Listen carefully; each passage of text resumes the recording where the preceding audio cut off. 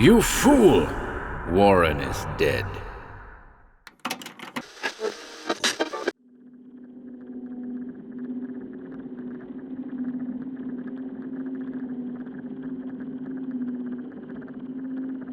HorrorBabble's Subterranean Terror, Volume 2. 10 more tales of the underground.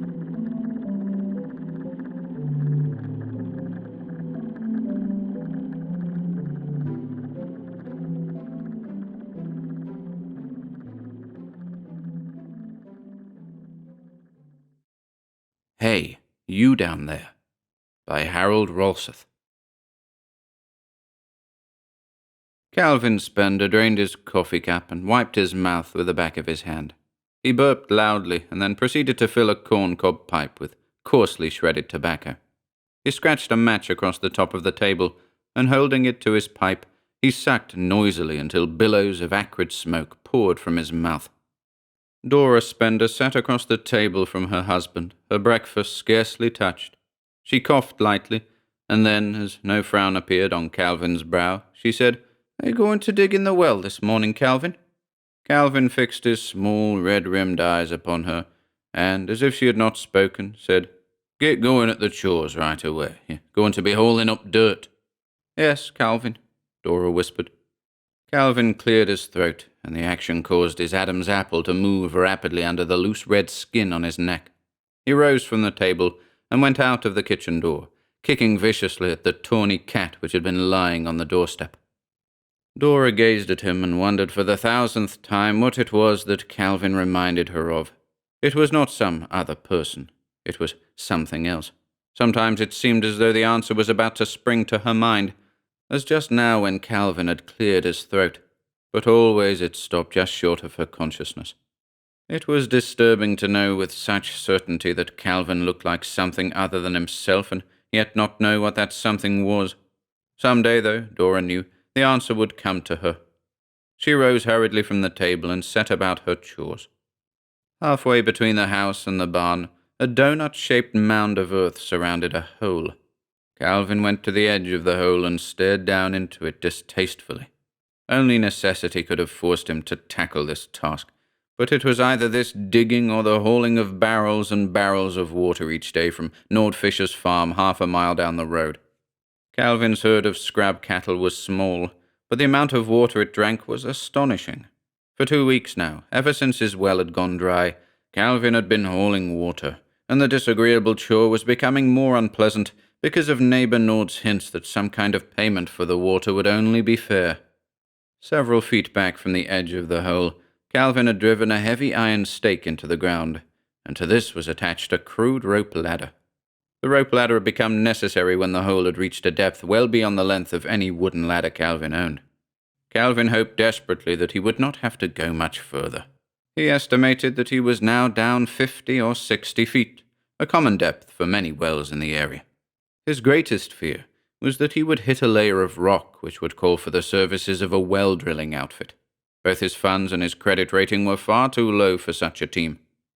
Calvin picked up a bucket to which was attached a long rope and lowered it into the hole. It was Dora's back-breaking task to pull the bucket hand over hand after Calvin had filled it from the bottom of the hole. With a mumbled curse, Calvin emptied his pipe and started down the rope ladder. By the time he got to the bottom of the hole and had filled the bucket, Dora should be there to haul it up. If she weren't, she would hear about it. From the house, Dora saw Calvin prepare to enter the well, and she worked with desperate haste to complete her chores. She reached the hole just as a muffled shout from below indicated that the bucket was full. Summoning all her strength, Dora hauled the bucket up. She emptied it and then lowered it into the hole again. While she waited for the second bucket load, she examined the contents of the first. She was disappointed to find it had only the normal moistness of underground earth. No water seeped from it. In her own way, Dora was deeply religious, and at each 10th bucket she pulled up she murmured an urgent prayer that it would contain more water in it than earth. She had settled at praying at every 10th bucket load because she did not believe it in good taste to pester God with every bucket. Also, she varied the wording of each prayer, feeling that God must become bored with the same plea repeated over and over. On this particular morning, as she lowered the bucket for its 10th loading, she prayed, "Please, God, let something happen this time. Let something really and truly happen so I won't have to haul up any more dirt." Something happened almost immediately. As the rope slackened in her hands, indicating that the bucket had reached the bottom, a scream of sheer terror came up from the hole, and the rope ladder jerked violently. Whimpering sounds of mortal fear sounded faintly, and the ladder grew taut with heavy strain. Dora fell to her knees and peered down into the darkness. "Calvin," she called. "Are you all right? What is it?" Then, with startling suddenness, Calvin appeared. At first Dora was not sure it was Calvin. The usual redness of his face was gone. Now it was a yellowish green. He was trembling violently and had trouble breathing. It must have been a heart attack, Dora thought, and tried hard to control the surge of joy that came over her. Calvin lay upon the ground, panting. Finally, he gained control of himself. Under ordinary circumstances, Calvin did not converse with Dora, but now he seemed eager to talk. You know what happened down there?" he said in a shaky voice. "You know what happened? The complete bottom dropped right out of the hole. All of a sudden it went, and there I was, standing on nothing but air. If I hadn't grabbed a hold of the last rung of the ladder, why, that hole must be 1,000 feet the way the bottom dropped out of it." Calvin babbled on, but Dora didn't listen. She was amazed at the remarkable way in which her prayer had been answered. If the hole had no more bottom, there would be no more dirt to haul up. When Calvin had regained his strength, he crept to the edge of the hole and peered down. "What are you going to do, Calvin?" Dora asked timidly. "I'm going to find out how far down that hole goes. Get the flashlight from the kitchen." Dora hurried off. When she returned, Calvin had a large ball of binder twine he had brought from the tool shed. He tied the flashlight securely to the end of the line, switched it on, and lowered it into the hole. He paid out the line for about 100 feet, and then stopped. The light was only a feeble glimmer down below, and revealed nothing. Calvin lowered the light another 100 feet, and this time it was only a twinkling speck as it swung at the end of the line. Calvin released another long length of twine, and another, and now the light was no longer visible, and the large ball of twine had shrunk to a small tangle. "Almost a full 1,000 feet, he whispered in awe. "And no bottom yet. Might as well pull it up." But the line did not come up with Calvin's pull. It stretched and grew taut, but it did not yield to his tugging. "Must be caught on something," Calvin muttered, and gave the line a sharp jerk. In reply, there was a downward jerk that almost tore the line from his hands. "Hey!" yelled Calvin. "The line, it jerked." But Calvin," Dora protested. "Don't Calvin me. I tell you, there's something on the end of this line." He gave another tug, and again the line was almost pulled from his hands. He tied the line to the stake and sat down to ponder the matter. "It doesn't make sense," he said, more to himself than to Dora. "What could be down underground a good 1,000 feet? Tentatively he reached and pulled lightly on the line. This time there was no response, and rapidly he began hauling it up. When the end of the line came into view, there was a small white pouch of a leather-like substance. Calvin opened the pouch with trembling fingers and shook into his palm a bar of yellow metal and a folded piece of parchment. The bar of metal was not large, but it seemed heavy for its size. Calvin got out his jackknife and scratched the point of the blade across the metal. The knife blade bit into it easily. "Gold," said Calvin, his voice shaky. "Must be a whole pound of it. And just for a measly flashlight. They must be crazy down there." He thrust the gold bar into his pocket and opened the small piece of parchment. One side was closely covered with a fine writing. Calvin turned it this way and that, and then tossed it on the ground. "Foreigners," he said. "No wonder they ain't got any sense. But it's plain they need flashlights." "But Calvin," said Dora, "how could they get down there? There ain't any mines in this part of the country." "Ain't you ever heard of them secret government projects?" asked Calvin scornfully. "This must be one of them. I'm going to town to get me a load of flashlights. They must need 'em bad. Now, mind you watch that hole good. Don't let no one go near it." Calvin strode to the battered truck which was standing near the barn, and a minute later was rattling down the highway towards Harmony Junction. Dora picked up the bit of parchment which Calvin had thrown away. She could make nothing of the writing on it. It was all very strange. If it were some secret government undertaking, why would foreigners be taking part? And why would they need flashlights so urgently as to pay a fortune for one? Suddenly it occurred to her that possibly the people down below didn't know there were English-speaking people up above. She hurried into the house and rummaged through Calvin's rickety desk for paper and pencil. In her search she found a small, ragged dictionary, and she took this with her to the kitchen table. Spelling didn't come easily to Dora. Her note was a series of questions. Why were they down there? Who were they? Why did they pay so much for an old flashlight? As she started for the well, it occurred to her that possibly the people down there might be hungry. She went back to the kitchen and wrapped a loaf of bread and a fair-sized piece of ham in a clean dish towel. She added a P.S. to her note, apologizing for the fact that she had nothing better to offer them. Then the thought came to her that since the people down below were obviously foreigners and possibly not too well versed in English, the small dictionary might be of help to them in answering her note. She wrapped the dictionary with the food in the towel. It took Dora a long time to lower the bucket, but finally the twine grew slack in her hands, and she knew the bucket had reached the bottom.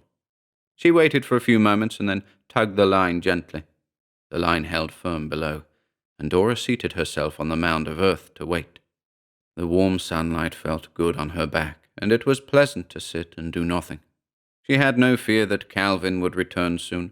She knew that nothing on earth or under it could keep Calvin from visiting a number of bars once he was in town, and that with each tavern visited, time would become more and more meaningless to him. She doubted that he would return before morning. After half an hour, Dora gave the line a questioning tug, but it did not yield. She did not mind. It was seldom that she had time to idle away. Usually when Calvin went to town, he burdened her with chores that were to be done during his absence, coupling each order with a threat of what awaited her should his instructions not be carried out. Dora waited another half hour before tugging at the line again. This time there was a sharp answering jerk, and Dora began hauling the bucket upward.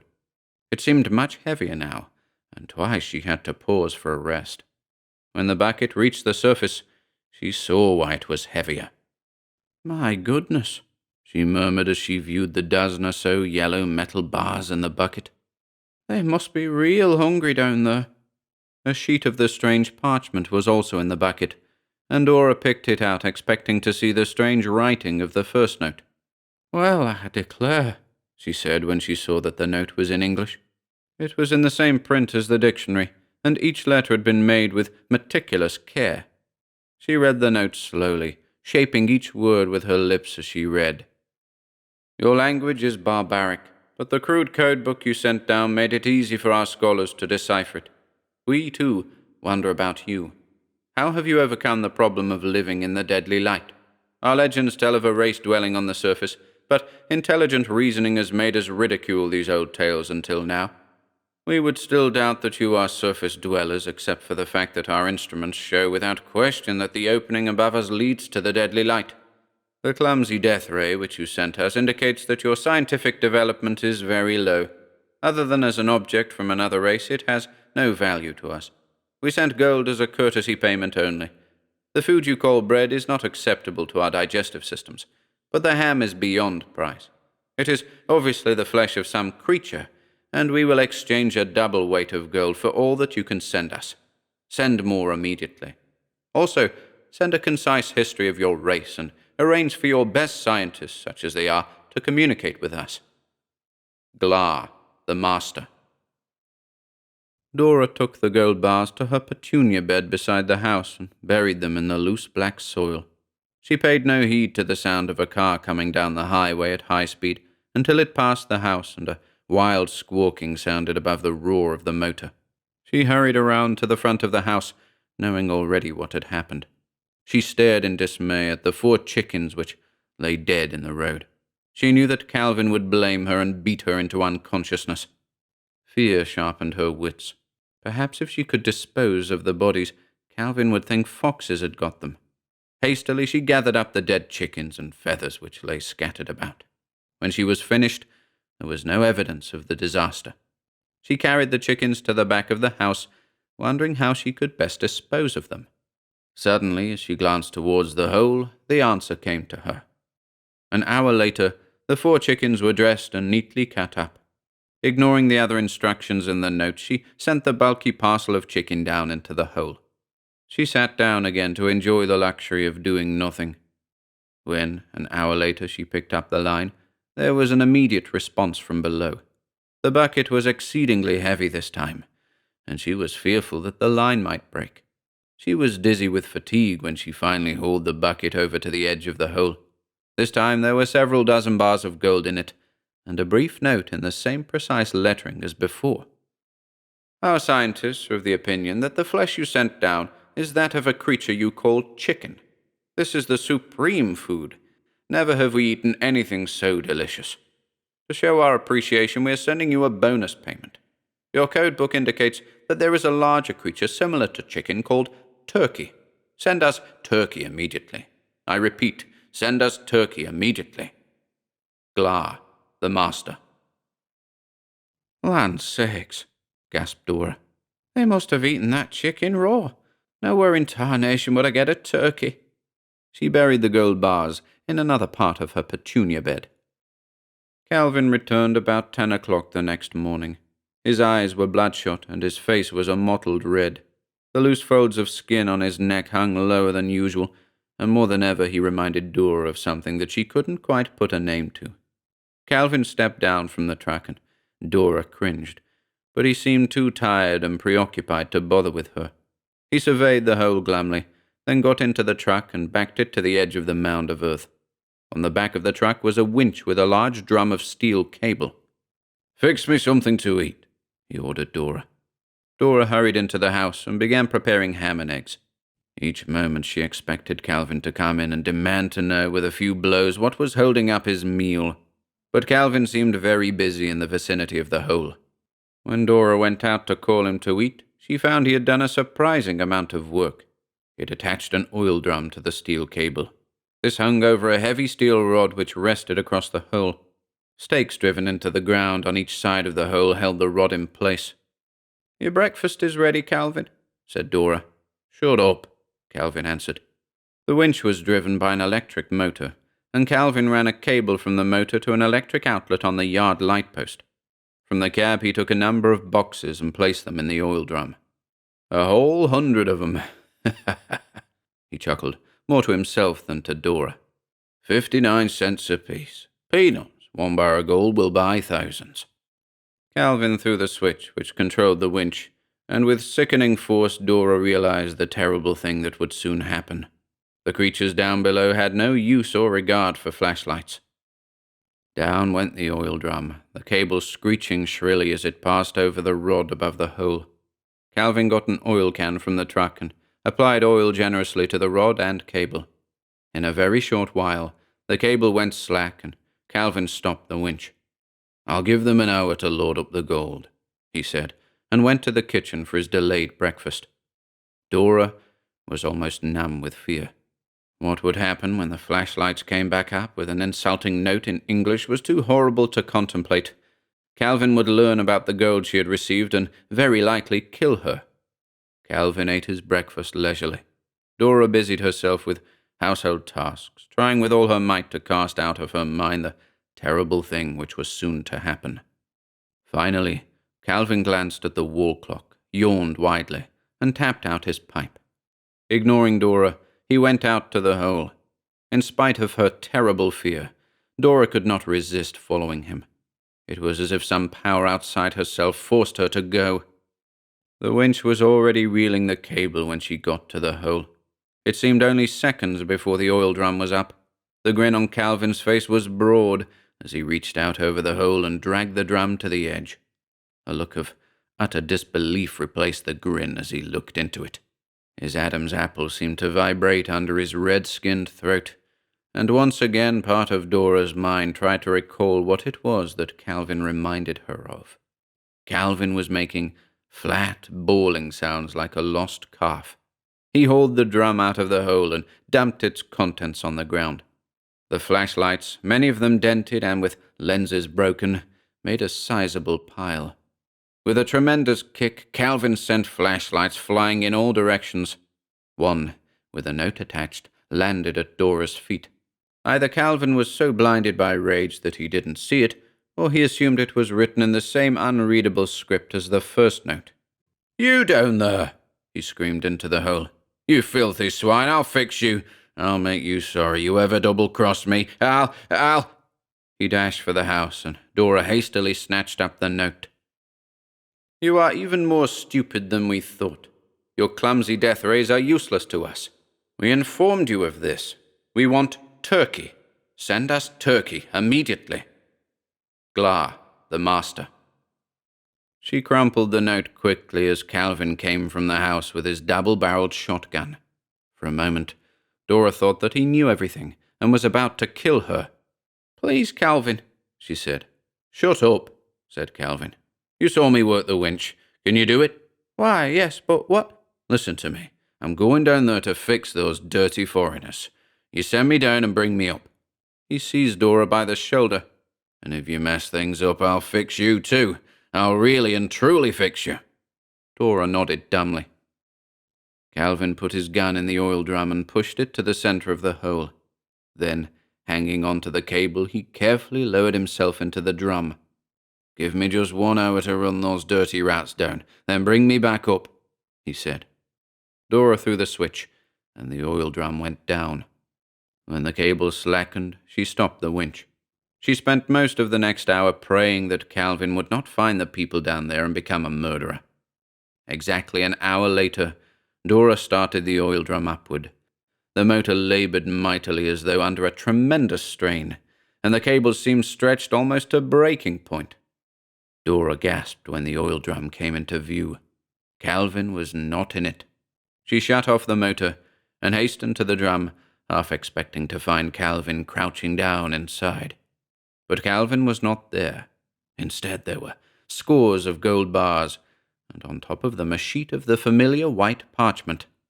"For land's sakes," Dora said, as she took in a full view of the drum's contents. She had no idea of the value of the treasure upon which she gazed. She only knew it must be immense. Carefully, she reached down and picked out the note, which she read in her slow, precise way. "Not even the exquisite flavor of the chicken compares to the incomparable goodness of the live turkey you sent down to us. We must confess that we thought turkey would be rather different from this, but this does not matter. So delicious was the turkey that we are again sending you a bonus payment. We beg you to send us more turkey immediately. Glar, the master." Dora read the note a second time, to make sure she understood it fully. "Well, I declare," she said in considerable wonder. "I do declare."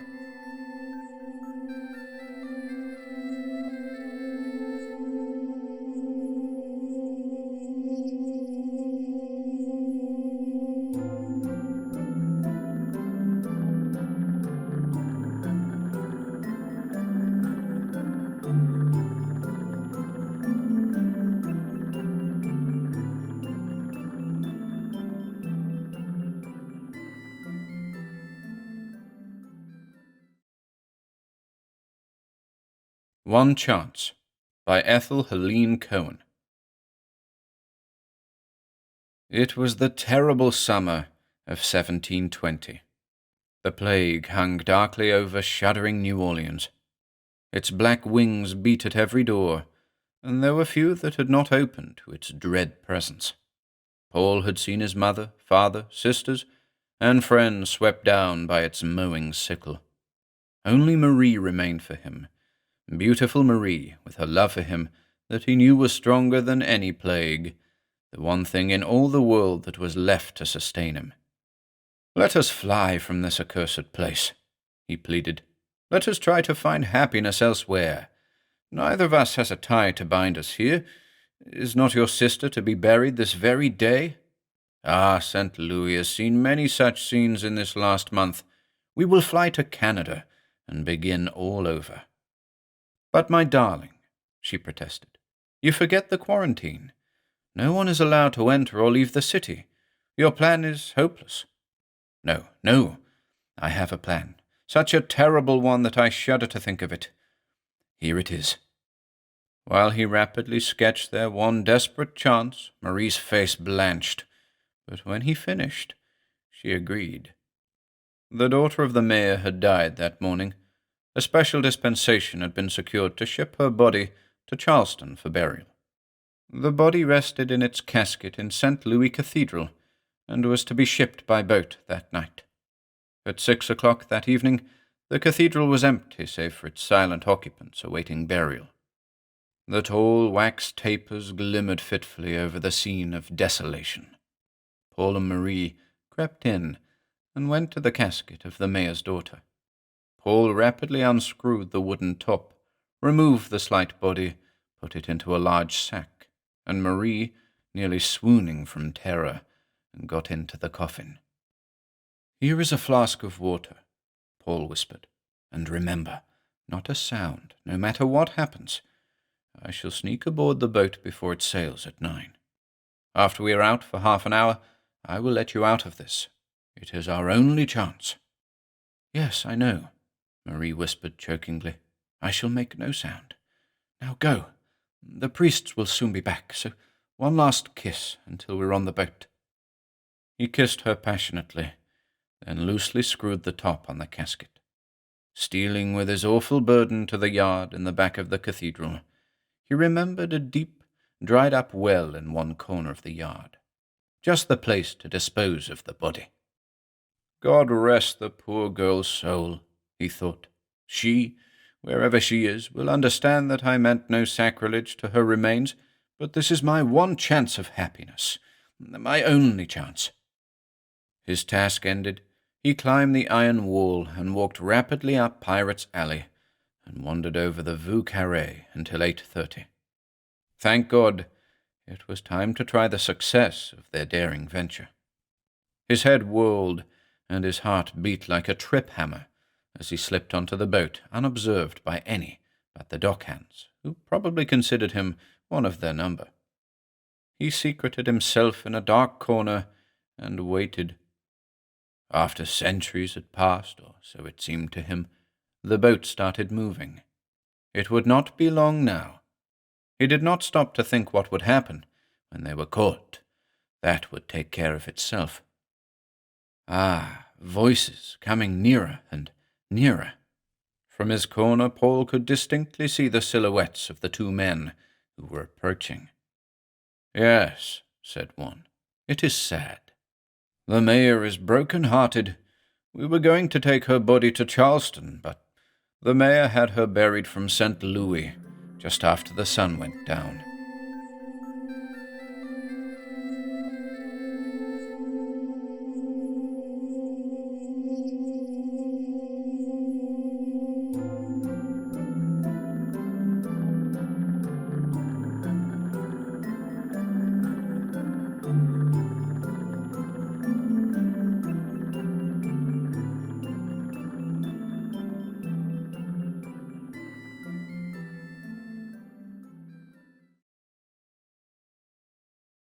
Return to Death by J. Wesley Rosenquest.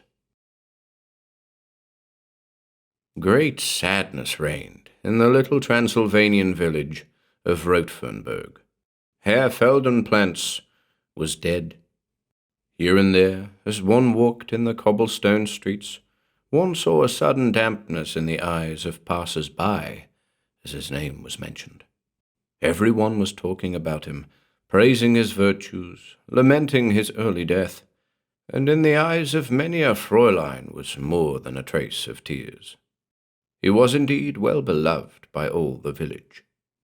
"Poor Herr Feldenplantz," said the tailor sadly, "a fine man, as honest as the day is long, and a learned man too. He went to the University of Berlin for 4 years, and knew more than any other man in Rotenburg. Yes, indeed, a very fine man." The tailor blew his nose with vigor, and his listeners did likewise. "And poor Fräulein Feldenplantz, she loved her brother very dearly. She has no one else in the world. What will she do now?" The tailor and his listeners all shook their heads sadly. Even now she sits beside him. For 2 days she has watched him, lying like life, so calm, and prays for his soul. We all know how he drifted away from God. Those wizard's things that he did in his big white room, and tubes full of strange vapours and lights they were, and lightning in glass balls. He always said that it was not magic, as if we had not eyes. Yes, said the grocer sadly, but with vigour, as if we had not eyes. The village priest sat there also, a little outside the group, with sorrow written on his face, and every time one of the townsmen spoke of poor Herr Feldenplance's obvious traffic with Lucifer, an expression of deep pain passed over his mild and benign countenance. He was a short, stout, dark-haired man, and wore the vestments of his calling. He sat very calm and still. At last he could no longer listen without speaking his mind. "Please, please," he said softly, "say no more of our good friend.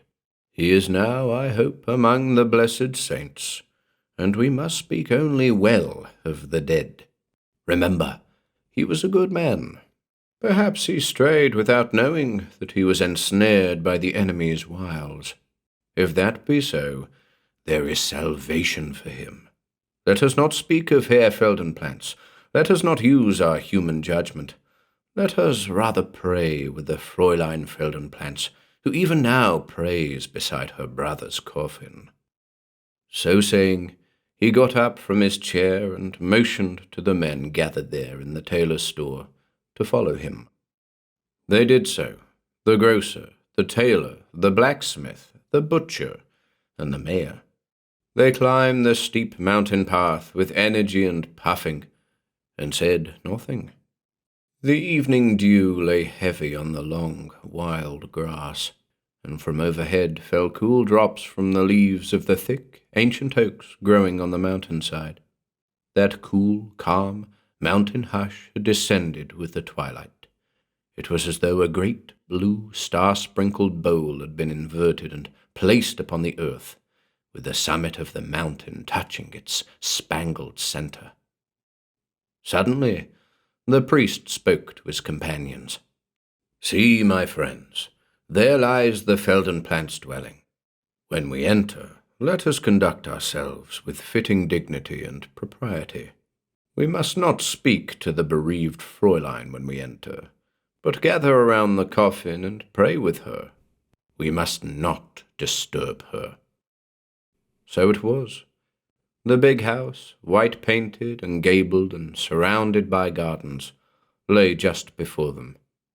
Marring the pure, solid color of the walls and the big front door hung a significant black ribbon. The calm hush was very pronounced here. In a window near the front door, there twinkled a single electric light, the only one in the town of Rothenburg. The unschooled villagers had always been amazed by the electric fixtures and the apparatus in Feldenplance's home and laboratory. All silent, the group of men reached the end of the path and tried the door. It was open, and quietly they entered, Father Joseph in the lead. They passed through a long, dark hall, at the end of which was a door leading into the parlour. Light gleamed through the crack along the floor. As they approached, they heard the muffled sound of low praying, mingled with sobs. Father Joseph opened the door carefully and tiptoed in, followed by the 5 other villagers. They crossed themselves in unison. By a simple black coffin of wood knelt Fräulein Feldenplance. Under her knees was a cushion to make possible long vigils. Her face was hidden by her long, black hair, and her head hung low over the bier. Her pale lips moved constantly. At the head of the coffin, in spite of the electric light, burned a candle. The whole coffin itself was covered with mountain blooms. The heavy, cloying odour peculiar to death did not hang in the air, however. The kneeling woman cast one vacant, tearful glance at the entering men, and resumed her former attitude. The 6 men came close to the coffin and gazed down upon its occupant. There lay Herr Feldenplantz, calm and handsome, and indeed very lifelike, dressed in a suit made by the tailor himself. They all knelt around the bier and prayed. As he lay there, Feldenplantz, terrified by his predicament, could think of only one thing: escape. And one word echoed and re-echoed through his brain: catalepsy, catalepsy. For hours he had been forced to listen to his sister's prayers and tears. Long hour after hour he heard his death mourned, and was unable to move. He felt his own heartbeat, very slow and very gentle, so that no one would be able to detect it. But it sent the blood through his numbed brain, sustaining consciousness, so that, aware of all that went on, he could know the pangs of mortal fear and the bitter sweet of faint hope. "Help! Help!" he tried to shout, but his mind alone formed the words. His lips defied his will. An educated man, he knew the danger of his state. A chance existed that he might regain control of his limbs before he was buried alive. Consciousness was a good sign, he knew. If now he could force his body to obey his will, the final stage of recovery from this dreadful malady, he would be saved. He would return to the world he loved, to life and living, to his sister, Maria. And then a terrifying thought flashed through his head. He realized that inevitably, if not soon, the air in his coffin would be exhausted. The oxygen of the air was slowly being used up, for although he did not move his chest, did not breathe, the air was entering and leaving his lungs by diffusion. If he could only move, a tap on the side of the box would attract attention and effect his release. Was he doomed to impotence and burial alive? The poor superstitious folk of Rothenburg, including his sister, would probably flee in terror. It would be hopeless then, even if he did recover the use of his limbs. They would leave him to struggle futilely in his flower-bedecked prison. Oh, why were these people not educated? Why must they confine themselves to a home and a mountainside?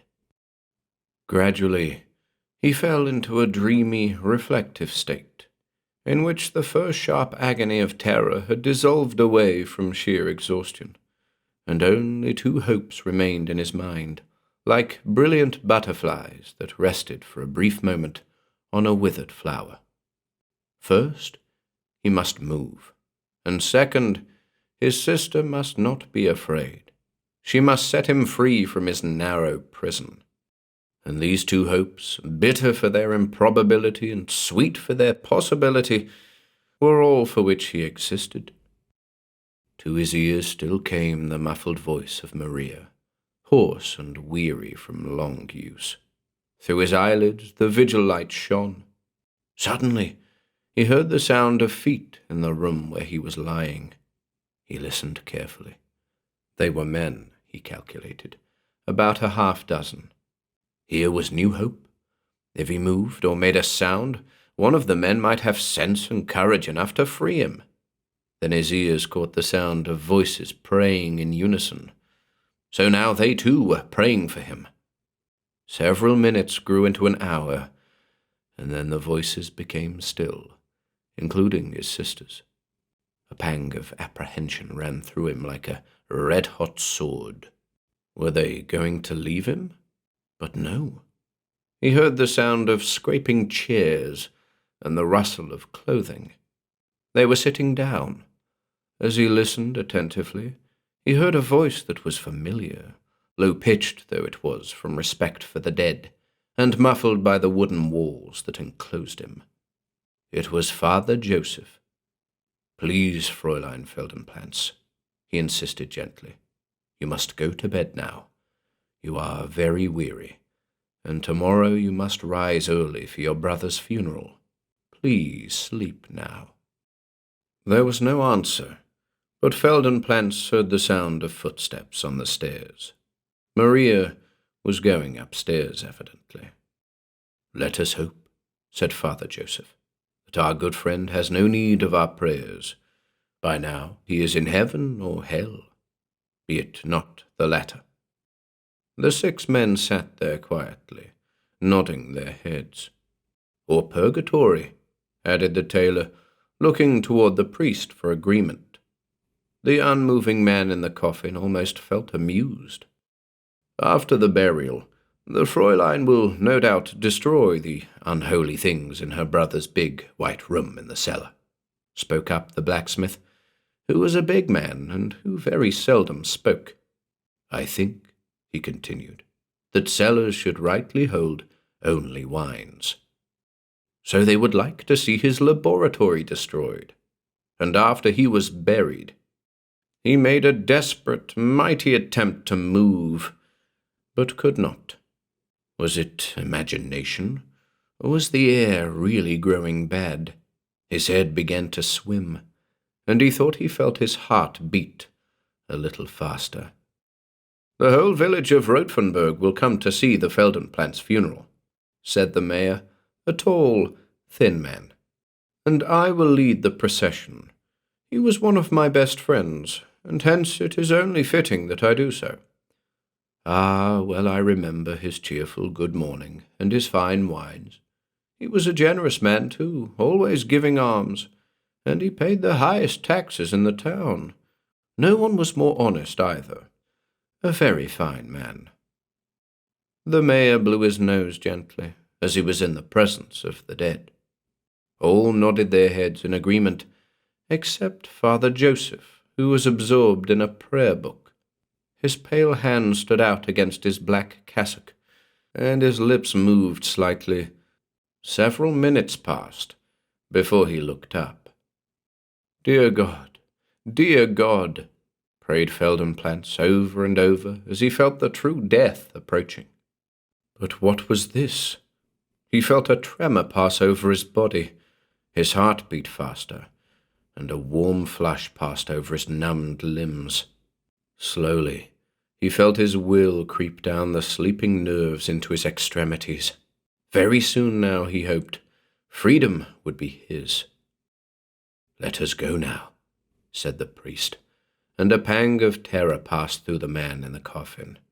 He heard the scraping of chairs and the shuffling of feet. Now was the moment. Now he must move. The beating of his heart was tumultuous. His fingertips were tingling. His face felt hot, and his head full of blood. He heard the footsteps cease. They had evidently paused over him. He heard the rustle of clothing as they rubbed against the coffin. Then the butcher spoke, in a strained tone. How very lifelike indeed. His face flushes with blood. Feldenplantz made a supreme effort of will. The darkness seemed to shake, and his eyes were open. Above him, he saw 6 faces in a frozen tableau. Father Joseph wore a look of utmost horror and shock. The tailor's face, long and pale and drawn, wore an expression of fear and shocked suspicion. The butcher opened eyes and mouth wide. The grocer crossed himself again and again, his lips moving in frantic prayer. The blacksmith, more afraid of the supernatural than the rest, closed his eyes, gasped, and staggered back. The mayor stared for a moment with bulging eyes, then bawled out a single word. "Vampire!" Then there came the sound of running and shouting, and Feldenplantz saw the faces disappear from above his prostrate form, except that of Father Joseph, who was reading a Latin invocation from his prayer book. The cataleptic victim, now desperate, heard the noise of many feet running toward him, and the faces of the blacksmith and the butcher burst into view above him. There was a sound of fumbling at the side of the coffin, and then the lid was raised, He was saved. But what was this? The butcher had placed a knife against his left side, and the blacksmith raised a hammer high. There came to his ears the monotone of Father Joseph's Latin prayer. Feldenplants made inarticulate sounds. "No! Help! No!" The hammer rose and fell. 1, 2, 3. Herr Feldenplants ceased to think of escape.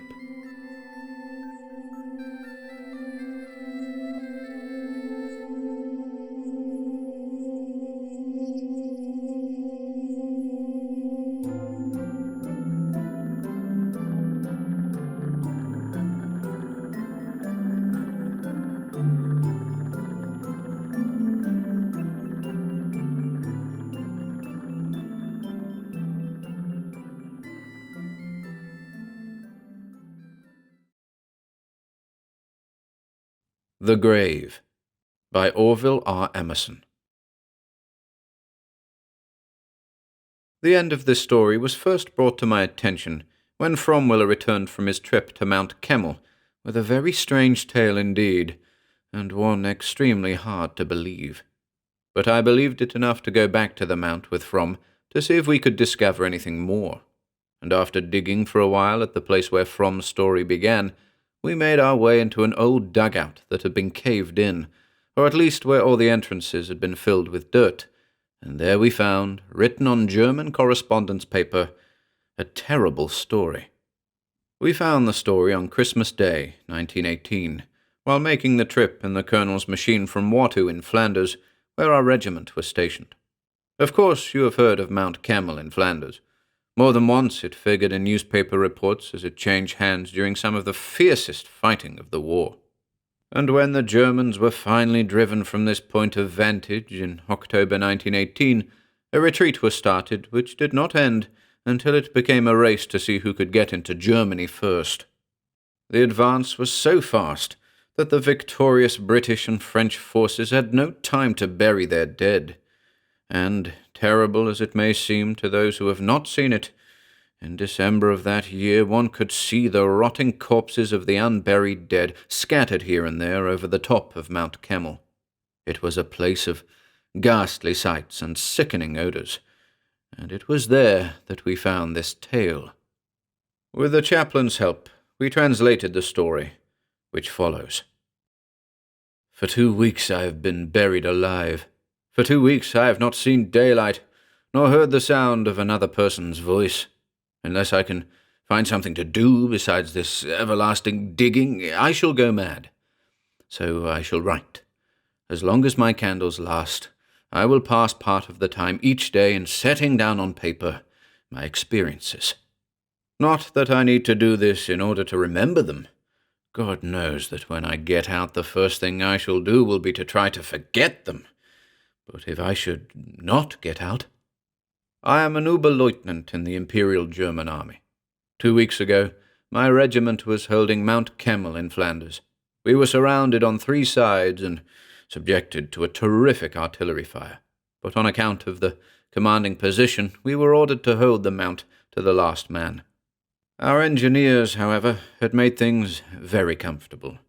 Numerous deep dugouts had been constructed, and in them we were comparatively safe from shell fire. Many of these had been connected by passageways, so that there was a regular little underground city, and the majority of the garrison never left the protection of the dugouts. But even under these conditions, our casualties were heavy. Lookouts had to be maintained above ground, and once in a while a direct hit by one of the huge railway guns would even destroy some of the dugouts. A little over 2 weeks ago, I can't be sure, because I have lost track of the exact number of days, the usual shelling was increased 100-fold. With about 20 others, I was sleeping in one of the shallower dugouts. The tremendous increase in shelling awakened me with a start, and my first impulse was to go at once into a deeper dugout, which was connected to the one I was in by an underground passageway. It was a smaller dugout, built a few feet lower than the one I was in. It had been used as a sort of storeroom, and no one was supposed to sleep there. But it seemed safer to me, and, alone, I crept into it. 1,000 times since, I have wished I had taken another man with me, but my chances for doing it were soon gone. I had hardly entered the smaller dugout when there was a tremendous explosion behind me. The ground shook as if a mine had exploded below us. Whether that was indeed the case, or whether some extra-large caliber explosive shell had struck the dugout behind me, I never knew. After the shock of the explosion had passed, I went back to the passageway. When about halfway along it, I found the timbers above had fallen, allowing the earth to settle, and my way was effectually blocked. So I returned to the dugout and waited alone through several hours of terrific shelling. The only other entrance to the dugout I was in was the main entrance from the trench above, and all those who had been above ground had gone into dugouts long before this.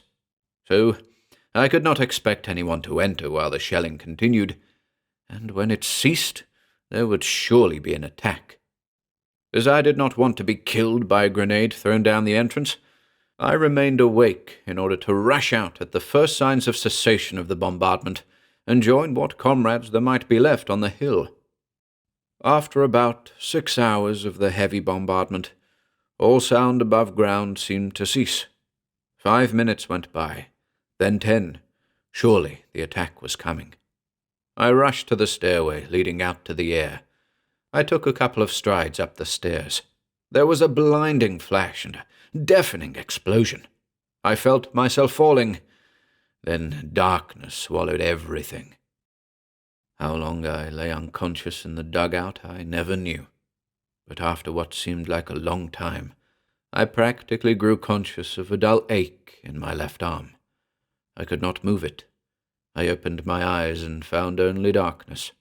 I felt pain and a stiffness all over my body. Slowly I rose, struck a match, found a candle and lit it and looked at my watch. It had stopped. I did not know how long I had remained there unconscious.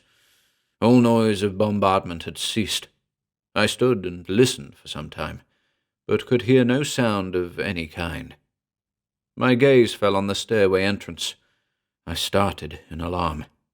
The end of the dugout, where the entrance was half filled with dirt. I went over and looked closer. The entrance was completely filled with dirt at the bottom, and no light of any kind could be seen from above. I went to the passageway to the other dugout, although I remembered it had caved in. I examined the fallen timbers closely. Between two of them, I could feel a slight movement of air. Here was an opening to the outside world. I tried to move the timbers as well as I could with one arm, only to precipitate a small avalanche of dirt which filled the crack. Quickly, I dug at the dirt until again I could feel the movement of air. This might be the only place where I could obtain fresh air. I was convinced that it would take some little work to open up either of the passageways, and I began to feel hungry. Luckily, there was a good supply of canned foods and hard bread, for the officers had kept their rations stored in this dugout. I also found a keg of water and about a dozen bottles of wine, which I discovered to be very good.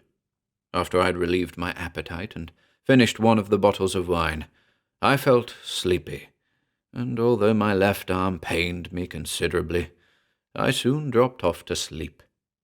The time I have allowed myself for writing is up, so I will stop for today. After I have performed my daily task of digging tomorrow, I shall again write. Already my mind feels easier. Surely help will come soon. At any rate, within 2 more weeks I shall have liberated myself. Already I am halfway up the stairs, and my rations will last that long.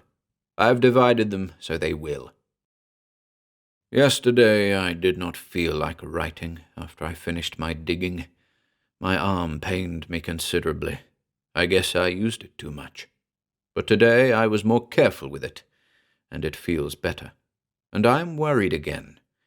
Twice today big piles of earth caved in where the timbers above were loose, and each time as much dirt fell into the passageway as I can remove in a day.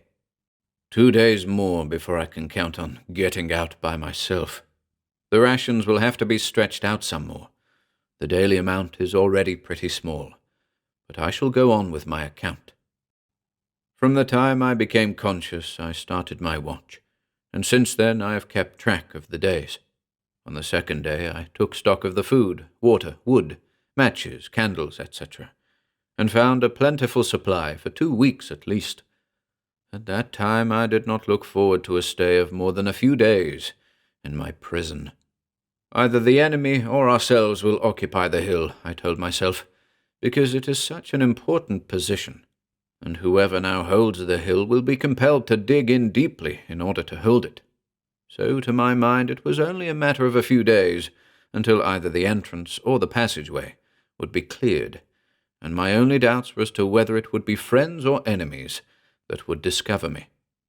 My arm felt better, although I could not use it much, and so I spent the day in reading an old newspaper which I found among the food supplies, and in waiting for help to come. What a fool I was! If I had only worked from the start, I would be just that many days nearer deliverance. On the third day, I was annoyed by water, which began dripping from the roof and seeping in at the sides of the dugout. I cursed that muddy water then, as I have often cursed such dugout nuisances before, but it may be that I shall yet bless that water, and it shall save my life. But it certainly made things uncomfortable, so I spent the day in moving my bunk, food and water supplies, candles, etc., up into the passageway. For a space of about 10 feet it was unobstructed, and, being slightly higher than the dugout, was drier and more comfortable. Besides, the air was much better here, as I had found that practically all my supply of fresh air came in through the crack between the timbers, and I thought maybe the rats wouldn't bother me so much at night.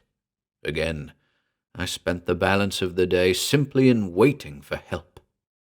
It was not until well into the 4th day that I really began to feel uneasy. It suddenly became impressed on my consciousness that I had not heard the sound of a gun or felt the earth shake from the force of a concussion since the fatal shell that had filled the entrance. What was the meaning of the silence? Why did I hear no sounds of fighting? It was as still as the grave. What a horrible death to die, buried alive! A panic of fear swept over me. But my will and reason reasserted itself. In time, I should be able to dig myself out by my own efforts. It would take time, but it could be done. So, although I could not use my left arm as yet, I spent the rest of that day and all of the 2 following days in digging dirt from the entrance and carrying it back into the far corner of the dugout. On the 7th day, after regaining consciousness, I was tired and stiff from my unwanted exertions of the 3 previous days. I could see by this time that it was a matter of weeks, 2 or 3 at least, before I could hope to liberate myself. I might be rescued at an earlier date, but without outside aid it would take probably 3 more weeks of labor before I could dig my way out. Already dirt had caved in from the top, where the timbers had sprung apart, and I could repair the damage to the roof of the stairway only in a crude way with one arm. But my left arm was much better. With a day's rest, I would be able to use it pretty well. Besides, I must conserve my energy. So I spent the 7th day in rest and prayer for my speedy release from a living grave. I also reapportioned my food on the basis of 3 more weeks. It made the daily portions pretty small, especially as the digging was strenuous work. There was a large supply of candles, so that I had plenty of light for my work. But the supply of water bothered me. Almost half of the small keg was gone in the first week. I decided to drink only once a day. The following 6 days were all days of feverish labor, light eating, and even lighter drinking. But, despite all my efforts, only a quarter of the keg was left at the end of 2 weeks, and the horror of the situation grew on me. My imagination would not be quiet. I would picture to myself the agonies to come, when I would have even less food and water than at present. My mind would run on, to death by starvation, to the finding of my emaciated body by those who would eventually open up the dugout, even to their attempts to reconstruct the story of my end. And, adding to my physical discomfort, were the swarming vermin infesting the dugout and my person. A month had gone by since I had had a bath, and I could not now spare a drop of water even to wash my face. The rats had become so bold that I had to leave a candle burning all night in order to protect myself in my sleep. Partly to relieve my mind, I started to write this tale of my experiences. It did act as a relief at first, but now, as I read it over, the growing terror of this awful place grips me. I would cease writing, but some impulse urges me to write each day. 3 weeks have passed since I was buried in this living tomb. Today I drank the last drop of water in the keg. There is a pool of stagnant water on the dugout floor, dirty, slimy, and alive with vermin, always standing there, fed by drippings from the roof. As yet I cannot bring myself to touch it. Today I divided up my food supply for another week. God knows the portions were already small enough, but there have been so many cave-ins recently that I can never finish clearing the entrance in another week. Sometimes I feel that I shall never clear it, but I must. I can never bear to die here. I must will myself to escape, and I shall escape. Did not the captain often say that the will to win was half the victory? I shall rest no more. Every waking hour must be spent in removing the treacherous dirt. Even my writing must cease. Oh God, I'm afraid. I must write to relieve my mind. Last night I went to sleep at 9 by my watch. At 12 I woke to find myself in the dark, frantically digging with my bare hands at the hard sides of the dugout. After some trouble I found a candle and lit it. The whole dugout was upset. My food supplies were lying in the mud. The box of candles had been spilled. My fingernails were broken and bloody from clawing at the ground. The realization dawned upon me that I had been out of my head. And then came the fear. Dark, raging fear. Fear of insanity. I have been drinking the stagnant water from the floor for days. I do not know how many. I have only about 1 meal left, but I must save it. I had a meal today. For 3 days I have been without food. But today I caught one of the rats that infest the place. He was a big one, too. Gave me a bad bite, but I killed him. I feel lots better today. I've had some bad dreams lately, but they don't bother me now. That rat was tough, though. Think I'll finish this digging and go back to my regiment in a day or 2. Heaven have mercy. I must be out of my head half the time now. I have absolutely no recollection of having written that last entry, and I feel feverish and weak. If I had my strength, I think I could finish clearing the entrance in a day or 2, but I can only work a short time at a stretch. I am beginning to give up hope. Wild spells come on me oftener now.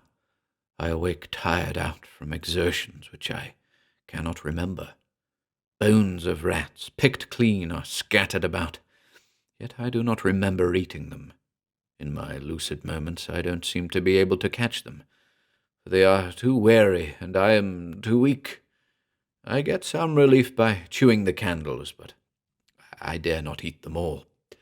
I'm afraid of the dark, I'm afraid of the rats, but worst of all is the hideous fear of myself.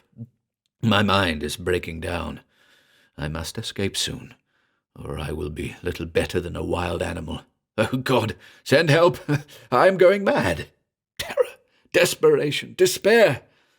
Is this the end? For a long time I've been resting. I've had a brilliant idea. Rest brings back strength. The longer a person rests, the stronger they should get. I have been resting a long time now, weeks or months, I don't know which. So I must be very strong. I feel strong. My fever has left me. So listen. There is only a little dirt left in the entranceway. I am going out and will crawl through it, just like a mole, right out into the sunlight. I feel much stronger than a mole, so this is the end of my little tale. A sad tale, but one with a happy ending. Sunlight! A very happy ending. And that was the end of the manuscript. There only remains to tell Fromwilla's tale. At first I didn't believe it, but now I do. I shall put it down, though, just as Fromwilla told it to me, and you can take it or leave it as you choose. Soon after we were billeted at Wattu, said Fromwilla, I decided to go out and see Mount Kemmel. I'd heard that things were rather gruesome out there, but I was really not prepared for the conditions that I found. I had seen unburied dead around Roulers and in the Argonne, but it had been almost 2 months since the fighting on Mount Kemmel, and there were still many unburied dead. But there was another thing that I had never seen, and that was the buried living. As I came up to the highest point of the mount, I was attracted by a movement of loose dirt on the edge of a huge shell hole. The dirt seemed to be falling into a common center, as if the dirt below was being removed. As I watched, suddenly I was horrified to see a long, skinny human arm emerge from the ground. It disappeared, drawing back some of the earth with it. There was a movement of dirt over a larger area, and the arm reappeared, together with a man's head and shoulders. He pulled himself up out of the very ground, as it seemed, shook the dirt from his body like a huge gaunt dog, and stood erect. I never want to see such another creature. Hardly a strip of clothing was visible, and what little there was so torn and dirty that it was impossible to tell what kind it had been. The skin was drawn tightly over the bones, and there was a vacant stare in the protruding eyes. It looked like a corpse that had lain in the grave a long time. This apparition looked directly at me, and yet did not appear to see me. He looked as if the light bothered him. I spoke, and a look of fear came over his face. He seemed filled with terror. I stepped toward him, shaking loose a piece of barbed wire which had caught in my puttees. Quick as a flash, he turned and started to run from me. For a second I was too astonished to move. Then I started to follow him. In a straight line he ran, looking neither to the right or left. Directly ahead of him was a deep and wide trench. He was running straight toward it. Suddenly it dawned on me that he did not see it. I called out, but it seemed to terrify him all the more, and with one last lunge he stepped into the trench and fell. I heard his body strike the other side of the trench, and fell with a splash into the water at the bottom. I followed and looked down into the trench. There he lay, with his head bent back in such a position that I was sure his neck was broken. He was half in and half out of the water, and as I looked at him I could scarcely believe what I had seen. Surely he looked as if he had been dead as long as some of the other corpses scattered over the hillside. I turned and left him as he was. Buried while living, I left him unburied when dead.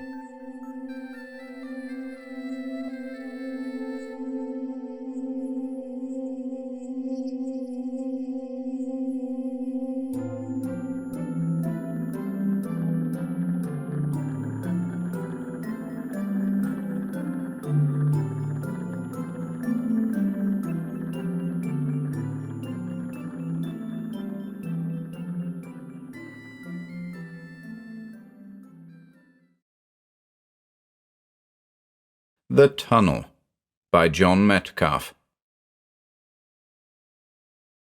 With an unspoken curse, Pietro Succi gave his head a downward, peck-like jerk, twisted his shoulder round, and bit his upper arm. The fit of coughing which he stifled in his sleeve convulsed his frame, passed, then returned more violently, and each time that he coughed, Pietro bit. At last the paroxysm left him. He raised his head, and with a cautious venom spat out the earth which filled his mouth, gritted between his teeth. His body was damp with sweat. He was weak and panting from strenuous exertion, and from his smothered rage against the cough which nearly had betrayed him. The narrow tunnel at one end of which he crouched was perhaps 12 yards long, but Suchi reckoned it in years. 2 yards a year. That made 6 years. That was the time it took a man to burrow downwards through the earthen flooring of his cell, to drive a level passage underneath the prison wall, to start at last with feverish hands and wildly beating heart upon the upward trending slope that led towards freedom and the light of day. Humped, half a squat within the elbow of this gradual ascent, Suchi could catch the glimmer of the lamp that shone all night outside his cell. The light had to pass through the grating over his door, to filter downwards through the boards that screened the opening of his burrow, to struggle finally along the horizontal passage. Yet by this niggard radiance Suchi could see as plainly as most men in the daylight. He could see the knots in the boards which he had used to revet the sides of his tunnel, could even see the blood that dulled the glitter of the nail upon a lacerated finger. He had developed the eyes of a bat or of a mole. With a curious illusion of remoteness, the shadowy vista of his burrow stretched in a dwindling ring towards the grudging trickle of the light, but closer, at a little further than his hand might reach, the upper portion of its circle was occluded by a straight, black edge. That was the bottom of the prison wall, he thought. He looked at it and frowned. Even now, with liberty, fresh air, a bare 2 yards maybe above his head, the thing dismayed and baffled him. Hardly a board that stayed the tunnel sides of which he should not know the form and feel by heart. Hardly a scar upon the stubborn soil to which he might not give a proper story and a date. Yet of the grave miscalculation which had brought him up against the lower courses of the wall instead of several feet beneath it, he could remember nothing.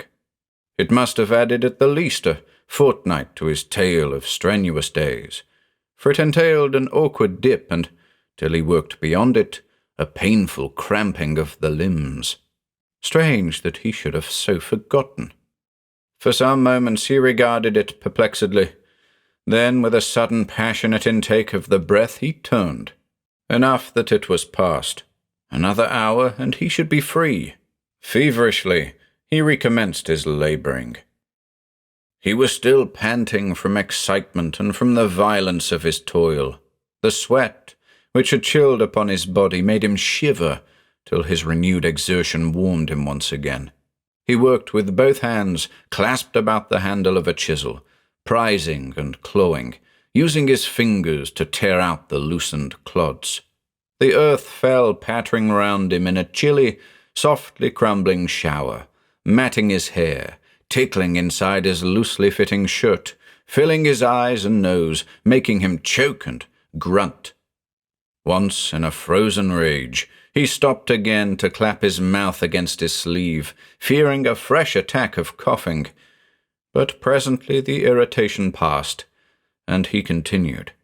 A cough now, he fancied, so short a distance from the surface might well be heard above. The sound might carry upwards, and then, perhaps, detection and the wrecking of the work of years, a thing for him far worse than death, a thing to crack the heart. He strove in desperate haste, for he had burned his boats behind him. It was now or never. The work that he should do tonight would, at an earlier stage, have taken him 6 months. He had calculated matters to a nicety. Now, on the final lap, it was no longer necessary to carry back the earth laboriously to his cell, plaster it evenly upon the floor, and cover it with straw. He had merely to let it fall about him, packing it roughly downwards with his feet. Unless he had seriously underestimated his distance from the surface, there would always be an opening left to breathe by. The tunnel took increasingly an upward trend. Behind him lay the little pile of boards which he had brought to prop the sides. They were the last the governor had sent him, the remnants of a packing case. After the first 2 years, he had been allowed to occupy his time in fashioning as best he might from rude material such as this, a host of worthless trifles, brackets and little cabinets, a table even, and an ornamental stool. Of what became of them he had no notion, nor was he curious to inquire. They were removed as soon as made, gravely, without comment, but with the suggestion of a stern pity by the sphinx-like warder who carried him the wood. Enough that they had served his turn, they and the chisel. As for the boards, he would hardly need them now. In half an hour or less the burrow should be vertical, and then, with a tightening at his chest, a curious prickling and tingling of his skin, he realized that at last the time had come. The moment he had longed for, the distant goal of years, the crowning of his days of planning, stolen nights of toil. Already he was actually outside the prison wall. Even his toes had passed that fatal boundary. The earth rained round him in a steady and increasing shower. It was much softer to work than he had thought. The going was strangely, unexpectedly easy. For a second he stood puzzled, vaguely disconcerted.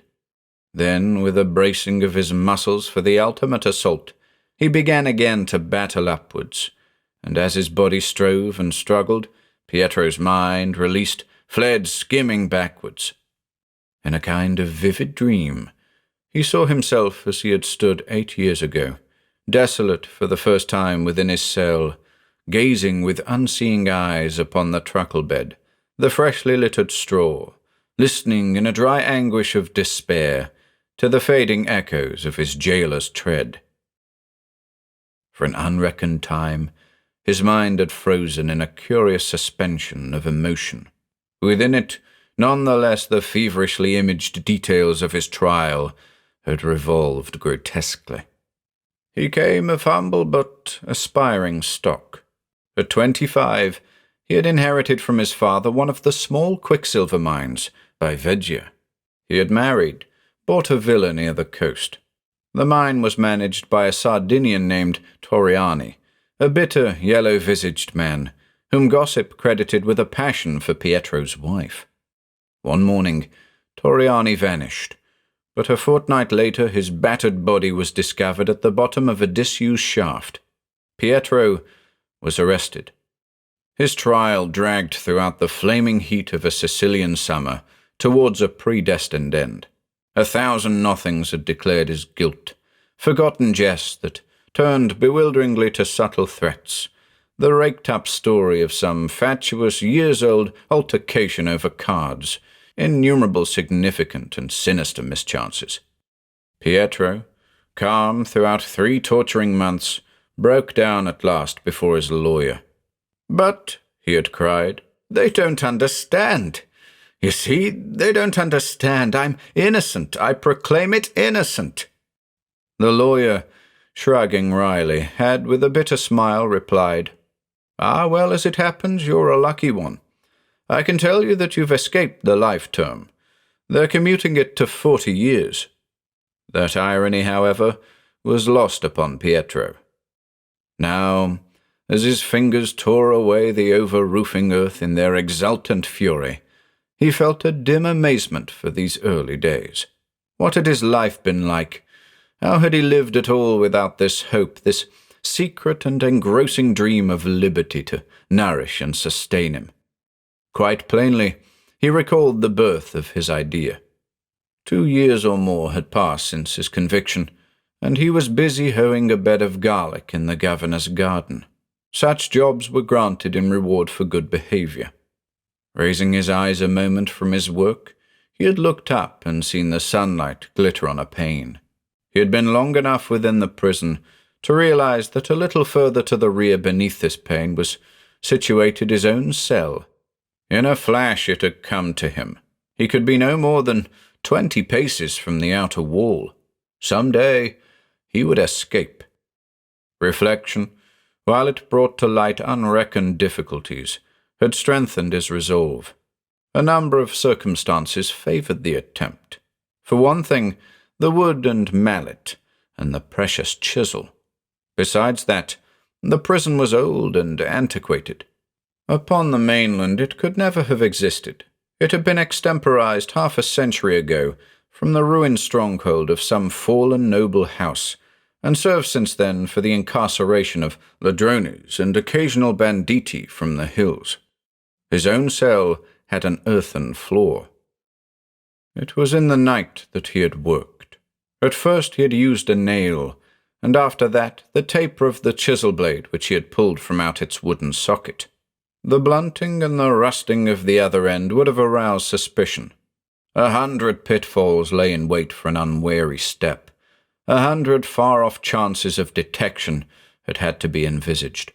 The smallest things disclosed a lurking menace. The veriest trifle might betray him instantly. Even the cleansing of the chisel end, still more of his own person, required elaborate thought and preparation. Impossible to use his drinking water. He had had to lick and afterwards to spit. With the deepening of his burrow, fresh obstacles arose. The opening had to be covered with boards, and then with straw. It became increasingly an arduous task to free his clothes and body of the soil that covered them. Finally, he feigned a liking for lying on the earth to cool himself. His warder, fortunately, was an unsuspicious giant from the plains of Lombardy. There came one day the rumor of an inspection of the prison. In each cell old straw was to be removed and fresh laid down. Pietro spent a night in the meticulous plastering and levelling of earth upon the boards that hid his tunnel. It was not, however, until week had lengthened into weary week that the inspection finally took place, and meanwhile all his work was at a standstill. The matter cost him full 2 months' delay. So through 6 years of striving, planning, had he toiled on, undaunted, towards his distant goal. Beneath the semblance of avowed dejection, he had developed an amazing cunning. True, he had made the tunnel, but truer that the tunnel had made him. He had given it of his best, and as requital had acquired courage and enterprise, resource and swift provision. His wits were tempered danger-sharp. Of dire necessity, he had achieved the very refinement of dissimulation. Amongst his keepers, he was held to be a man whose spirit had been broken by his troubles. He had overheard them once as they discussed him. Their words had made him chuckle. He, broken, he who had wrought a tunnel with the sweat of brain and body, the ungrudging agony of years. He was above them all, the clods, the fat-cheeked, swine-fed dolts. He worked more gleefully that night for knowing how he had outwitted them. Thus, with the steady lengthening of the tunnel, a secret and increasing pride had burned within the soul of its creator. Pride, and another and intenser feeling of which the man himself was unaware. Slowly, unconsciously, the focus of his powers had shifted. The tunnel, from being a means to an end, had grown itself to be an overmastering passion, filling his days and nights, absorbing his whole being. Like a difficult and an ungrateful child, it called unceasingly upon his time, his labor, and his loving care. His life was dedicated to its service. He was become its creature and its slave. Once there had been excitement in the prison. A man was pardoned. He had been a convict longer than Pietro, 15 years. Fresh evidence had come to light, and he was free. A miracle. There had been a glimpse of him as he passed unsteadily along a corridor in a grey shirt and trousers, his face vacant, staring. He did not look happy. Liberty had merely dazed, bewildered him. Pietro felt no envy. Not thus to him should freedom come at length. Not as a gift. Pietro should command it. And now, at last, the time had come. The time towards which his every thought had strained, his every energy been bent. A few more moments, and he would have left the tunnel. It would be no longer his. In the midst of his feverish labours, a sudden chill passed down his spine, a shudder almost of dismay. His tunnel. Like the recurring motif of some splendid symphony, it had run through his life, informing, unifying. He had served it as an artist served his art, a priest his faith, a worshipper, a devotee. For years on end he had assessed each day by nothing but the handfuls of brown earth he carried backwards to his cell. Those strenuous, troglodytic hours had done their work on him. He was become the slave of one idea, a scheming, resolute brain directing hands that clawed and tore, a man no longer, only a creature that could tunnel. Yet now was not the time to waver, falter. The work which he had carried almost to completion awaited coronation. Success alone would set a seal upon endeavour. To fail was to be false to what his strength and skill had fashioned, to prove unworthy of the masterpiece he had created. Besides, the moments sped. He must be free 3 hours before sunrise at the least. The nights just now were never very cold. He knew the country well. With any luck, he would have gained the forest-covered foothills before the dawn had broken. And then, by stealth and fleetness to the northern coast, running by night, hiding throughout the day. He wondered how his wife would welcome him. He pictured her surprise. Suddenly, he paused. His heart gave a wild beat. A clod, untouched, came tumbling of itself upon his feet. He put a hand upon the place from which it fell.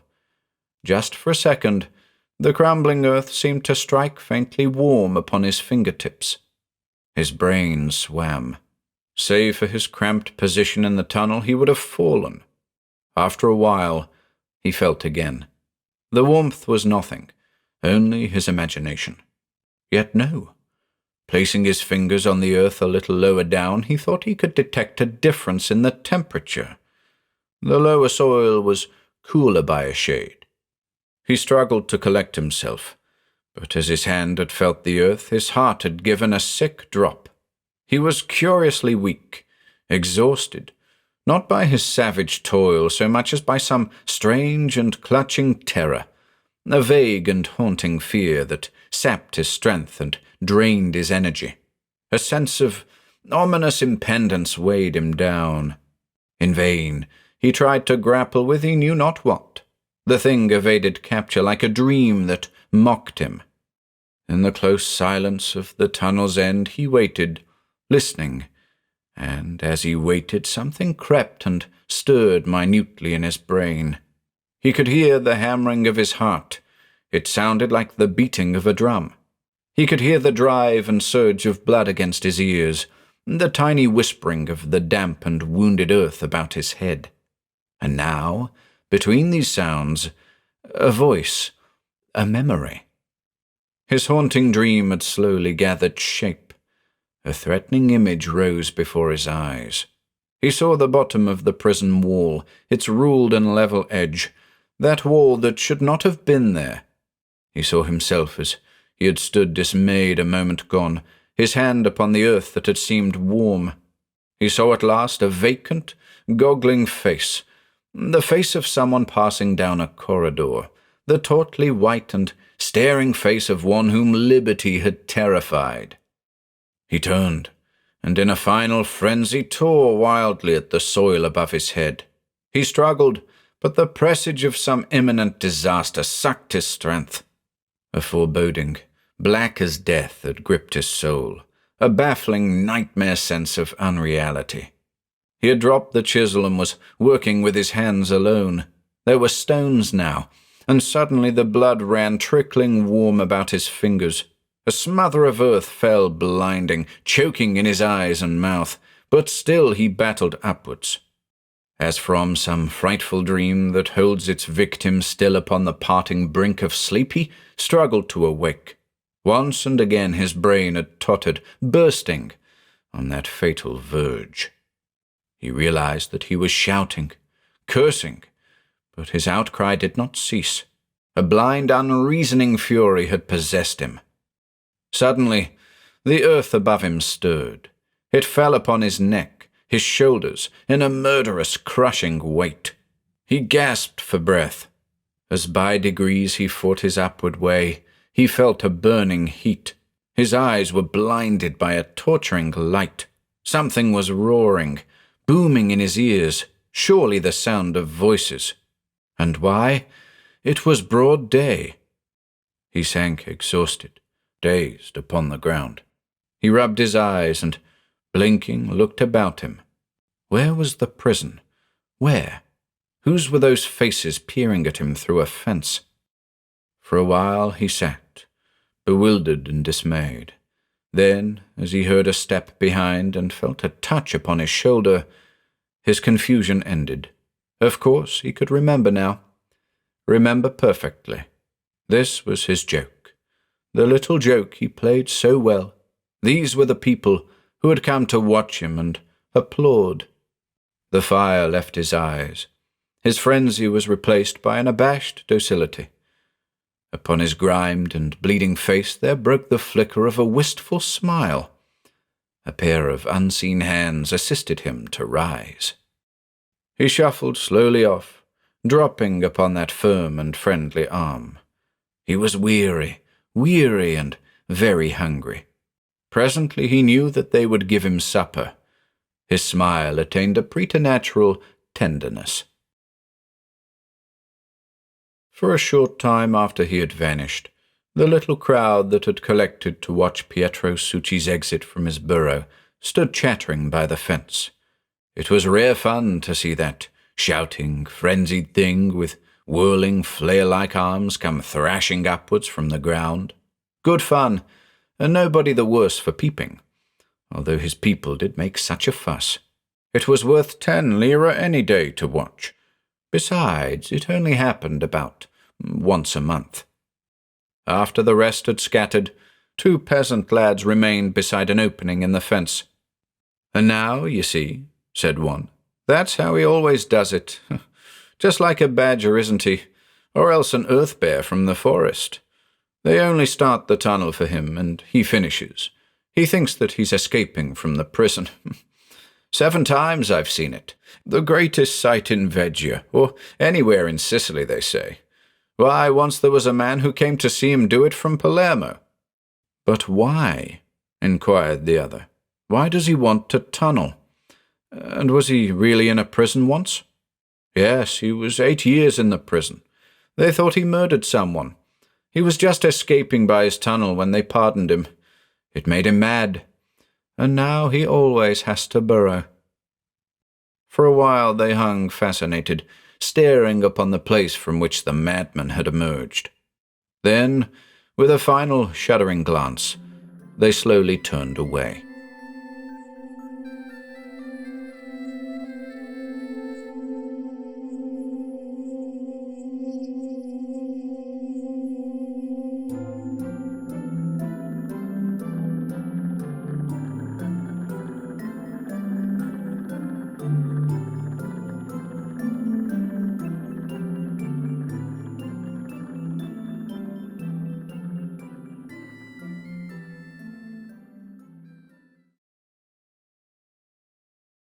He Waits Beneath the Sea by Robert Bloch. 1. David Ames took Jean in his arms and kissed her. It was quite characteristic of Ames that he did this efficiently, expertly, and very thoroughly. The result was a scientific kiss, typical of Ames's scientific mind, but it seemed to please the girl. She closed her eyes. So did Ames. Together, the two of them tried to imagine the peaceful waters of the South Atlantic all about them, with a soft tropic moon silvering the waves. It was not a great stretch of the imagination, merely a matter of focusing their minds 3,000 feet above them. For, after all, they were in the South Atlantic, and there definitely seemed to be water all about them. But no moon penetrated these depths. David Ames and Jean Banning kissed in a submarine on the ocean floor. Somewhere in one of the forward compartments, Jean's uncle, Ronald Banning, was working with the crew. The men were checking figures on the charts, estimating and calculating and theorizing in many technical ways which neither Ames nor Jean cared to think about at the moment. All thoughts of the expedition, even the consciousness of their peculiar situation here on the bottom of the sea, did not seem to matter as they embraced again. In their minds, researchers in marine biology held no attractions comparable to the quite human biological research of a kiss. Then came the shock. For a moment, neither of them realized that the submarine was lurching. Abruptly, they stepped apart. "What's up?" Ames muttered. The ship was moving forward along the ocean floor, not steadily as a submarine glides, but with a dragging motion that bumped and scraped the bottom. Ames's blue eyes steeled with sudden apprehension. His long legs quickened in hasty strides as he made for the door. "Wait here, dear," he cautioned the girl. "I'll see what's happened." Before he crossed the threshold, there was a terrific shuddering in the entire submarine, followed by a series of excited shouts from the forward compartments, the sound of tinkling glass and falling instruments. Ames leaped forward just in time to see the iron hatch above the doorway descend with a brazen clang, barring his exit from the compartment. "David!" The girl clung to him, and constantly the submarine was dragging across the rocky bottom. Then a terrific swoop, and the ship tilted upwards. An audible roaring from outside proclaimed that the craft was being drawn downward. Downward? But there was nowhere to go. They were on the ocean floor, 3,000 feet below the surface. The ship had been dragged ahead into what? An ocean fissure? And by what? There was no time to think. Jean shuddered in his arms as Ames endeavored to keep his footing on the shifting floor. The roaring grew louder. The submarine plunged down, through inky, chill waters. "What is it?" Jean whispered. Ames's lean face darkened. His tall form tensed as he held the girl more closely to protect her loveliness from a danger he could not name, a question he could not answer. Twisting, turning, a chip in a black maelstrom, the vessel hurtled down. "Uncle Ronald and the men," Jean murmured. "They're outside, and the oxygen tanks are in here." Ames staggered across the slanting floor, beat vainly at the fallen iron door. He could not lift it, nor would the levers raise the barrier. It was as though some gigantic force held it fast, some gigantic force that was sucking the very submarine itself into the depths. Gasping, Ames crawled back to the girl. They lay on the tilted floor, clinging tightly as the rocking vessel swung upended. "I can't breathe," she gasped. With a hoarse sob, Ames fought his way to the oxygen outlets. He turned the valves. Life-giving air flooded the stuffy compartment, and they gasped as still the ship plunged down. "This is the end," whispered Jean. Her dark eyes rested without fear on Ames's face. "I'm glad we're together." The supply of oxygen was giving out, and the steel walls were bending like the sides of a paper boat. Ames's temples throbbed as the pressure glued him to the floor, but he smiled as he returned Jean's gaze. They kissed again, and the kiss mingled with the blackness about them. And then it stopped. With a final tremor, the submarine righted itself. The roaring ceased. There was only stillness, deathly stillness all about them. The walls, bent inward, did not collapse. Half choking, Ames rose to his feet and stumbled to the iron door. His hand hesitated on the lever. It might not rise. If so, they were trapped in an airless room, countless thousands of feet beneath the sea in some strange fissure in the ocean floor. Or, then again, it might rise upon a crushed shell beyond, where the submarine had bent inwards due to lack of oxygen to neutralize the tremendous pressure of the depths. In that case, the open door would admit a torrent of flooding waters. Ames gripped the lever, and then he smelled air seeping through a tiny crevice at the side of the door near the grated hinges on which it lowered. Air from a little crack which during their descent had trickled only water. But it was incredible to find air down here. Still, they could not exist much longer in this stifling cell. Ames made his decision. He pulled the lever, breathed a silent prayer as the door rose. No water entered, but both Ames and the girl uttered a simultaneous gasp. From the opening, light came. Light on the ocean bottom. Drawing Jean to her feet, Ames moved forward into shambles. The rest of the submarine was a wreck. Twisted and battered, the steel sides were bursting in a dozen places. Smashed instruments littered the floor, but there were no bodies. Whether they had floated away or simply had been crushed out of existence, Ames could not say, but he was thankful that the girl had been spared a sight of them. Only a moment did he glance about, for there was more strangeness ahead. Through the open sides, Ames saw that the submarine rested in a gigantic cavern, a place totally free of water. From this cave, the air blew in, salty and of the sea, but definitely air. The cavern was lighted, dimly enough to be sure, yet radiance undeniably poured forth from some unknown source.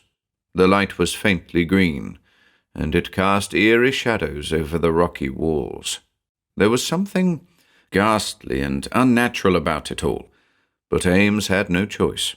He took Jean's arm, and together they stepped out of the ship.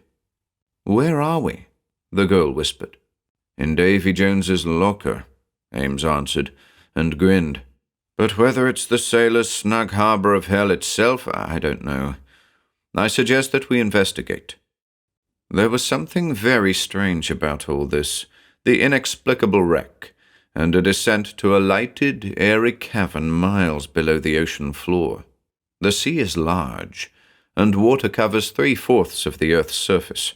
Men have not begun to plumb the secrets of the ocean. Science has not fathomed its final mysteries. Ames wondered.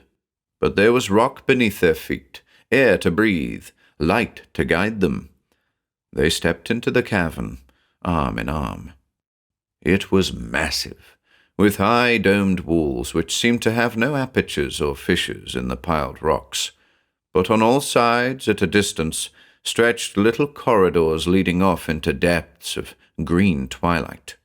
They did not appear to be other than natural formations, yet their design as corridors hinted horridly at the presence of alien life or intelligent minds which had constructed them.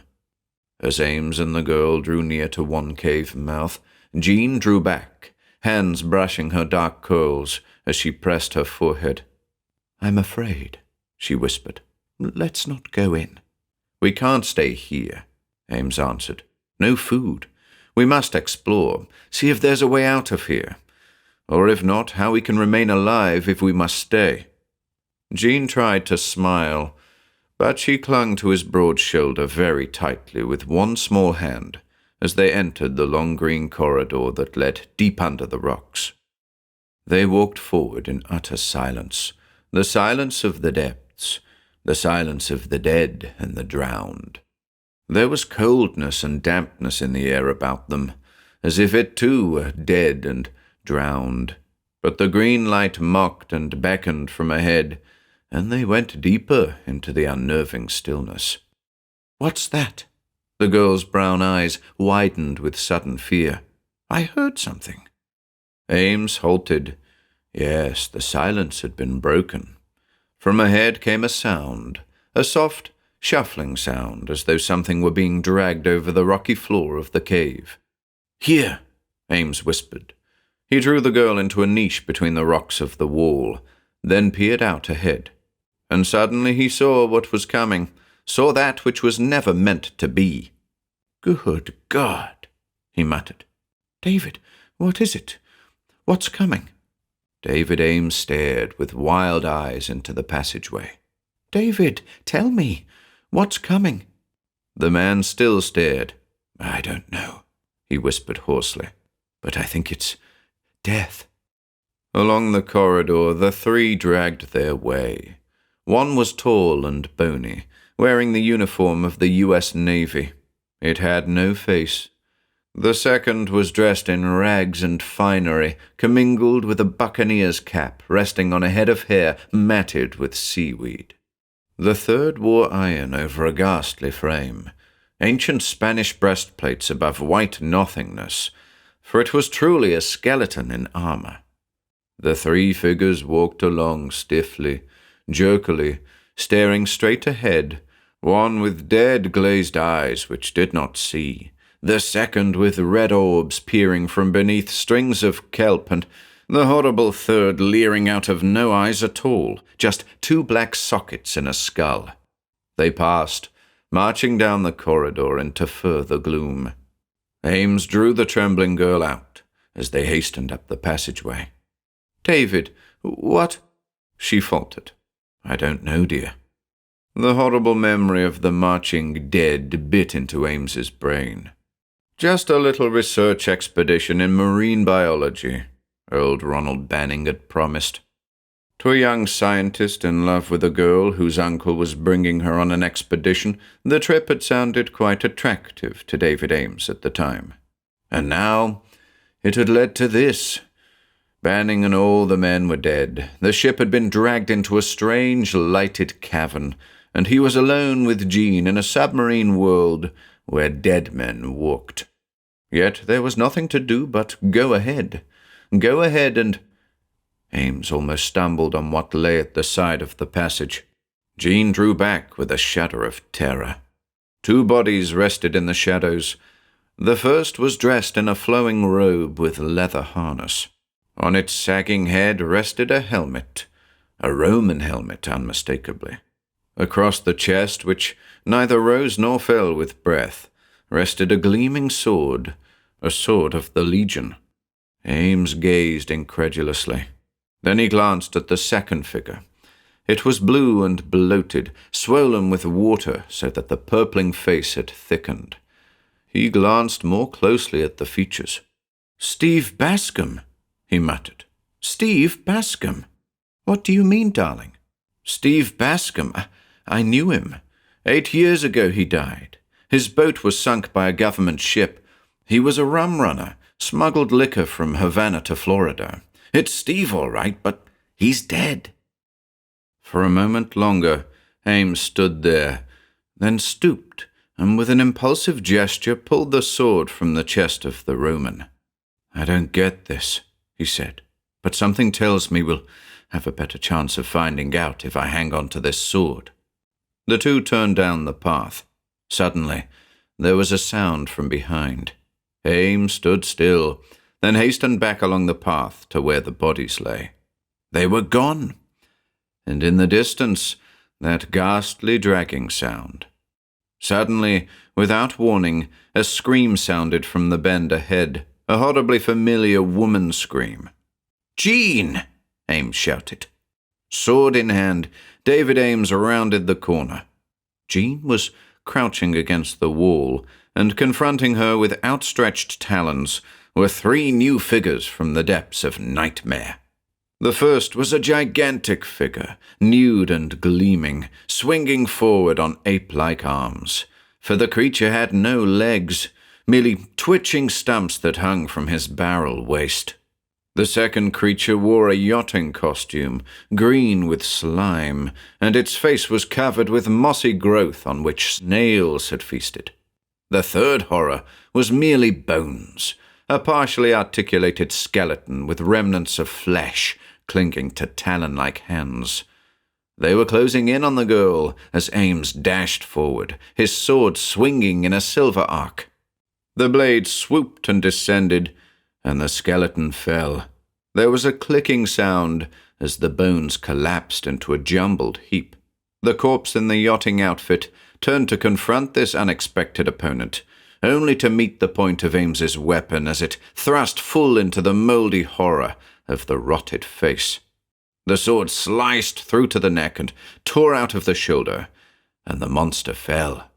But the legless, gigantic figure grasped the girl in mighty arms, and the snarling face leered upward as Ames confronted it.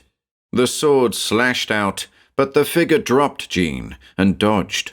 Then its great arms rose swiftly, and it moved forward, swinging the helpless torso from side to side as the sword missed, lunge after lunge. The bestial countenance seemed to watch Ames as he wielded the blade, and the scientist fancied he saw derision in the queerly dead eyes. All at once, the mighty arms rose upward. Ames felt the limbs close about his neck. The hands dug into his throat, and they were cold with the iciness of death. He felt his body crush against the slimy chest, felt the lifeblood oozing through his bursting veins. The sword slipped from his fingers, and he went down into buzzing blackness. Then came release. The grip relaxed. Jean, brave girl, had pierced the figure back with the sword. Now it rose again, and the frantic girl brought it down on the giant's neck. It sliced through the throat and cut the head as though it were a bad apple on a brittle branch. The head rolled across the floor. There was no blood, not from the dead. Ames rose. Sobbing, the girl went to his arms. Ames stood there, quieting her panic as best he could. But his eyes were watching the shambles about him. He saw the skeleton bones still moving on the rocks, saw the green horror in the yachtman's outfit clawing blindly at its ruined face. He stared at the severed head which still leered up at him, just as it had during the silent struggle. Ames stared at the dead head, and as he did so, black eyelids rolled back, red lips parted, and the head grinned. Then a red mouth opened. A voice came from a throat which should not speak, a deep, blurry voice from far away. "Go forward, fools. The one who waits expects thee." Blind panic ruled. Turning with insane revulsion, Ames and Jean fled down the corridor, while the derisive head grinned after them, its mad, cackling laughter ringing in their ears. Ames raced through nightmare. Along the twisting, emerald-litten corridor he ran, then halted as the girl gasped for lack of breath. They stood huddled together, two tiny figures in the green gloom. "Oh, David," whimpered Jean. The tall, blue-eyed man put his arms around the girl, but he maintained a tight grip on the Roman sword, and his mind retained an even tighter grip on reality, if it was reality that he faced here. "I know," he muttered. "It's awful, but we must face it. Somehow we've landed in a place where dead men walk. All I can piece together seems to hint that these men were sailors of various times. They must have been wrecked and, in some way, dragged down here throughout the ages. There were skeletons, remember, and a Roman corpse. That means men have been trapped here for thousands of years, are still being trapped because Steve's body shows it. And something animates the bodies, gives them a will to walk and obey commands. The one who waits. That's all we know." "It's too awful," Jean whispered faintly. "Let's turn back, David. I can't bear more of this." "No, dear. We must find out. It's our only hope. I think we had better interview Mr. One Who Waits, and if he proves to be hard to persuade, well, I at least have a chance of putting up a sharp argument." He smiled, fingering the sword, but there was no mirth in his voice. Together they walked, and now the way widened. The brilliance of the green light blossomed about them, coming from ahead, and together they emerged from the corridor. They stood inside a vast bubble in the rock, a great cavern with stone walls egg-shaped on all sides against the sea. At intervals, other cave mouths like their own gaped in the rocks. Apparently, the caves in the spot where they had landed all led inward to this central chamber. The vaulted dome was high, and the light seemed to emanate phosphorescently from the murk above. Its actual source was not visible, but it undoubtedly originated in some peculiar gaseous phenomenon, actuated by the same freak which had blown this mass of rock into a sealed cavern at the bottom of the sea. For a moment, David's scientific soul burned to investigate these submarine marvels, but necessity turned his thoughts elsewhere. For the cavern was not empty. The vast floor was a charnel house, littered with bodies. Ames and the girl stared at a world of horror.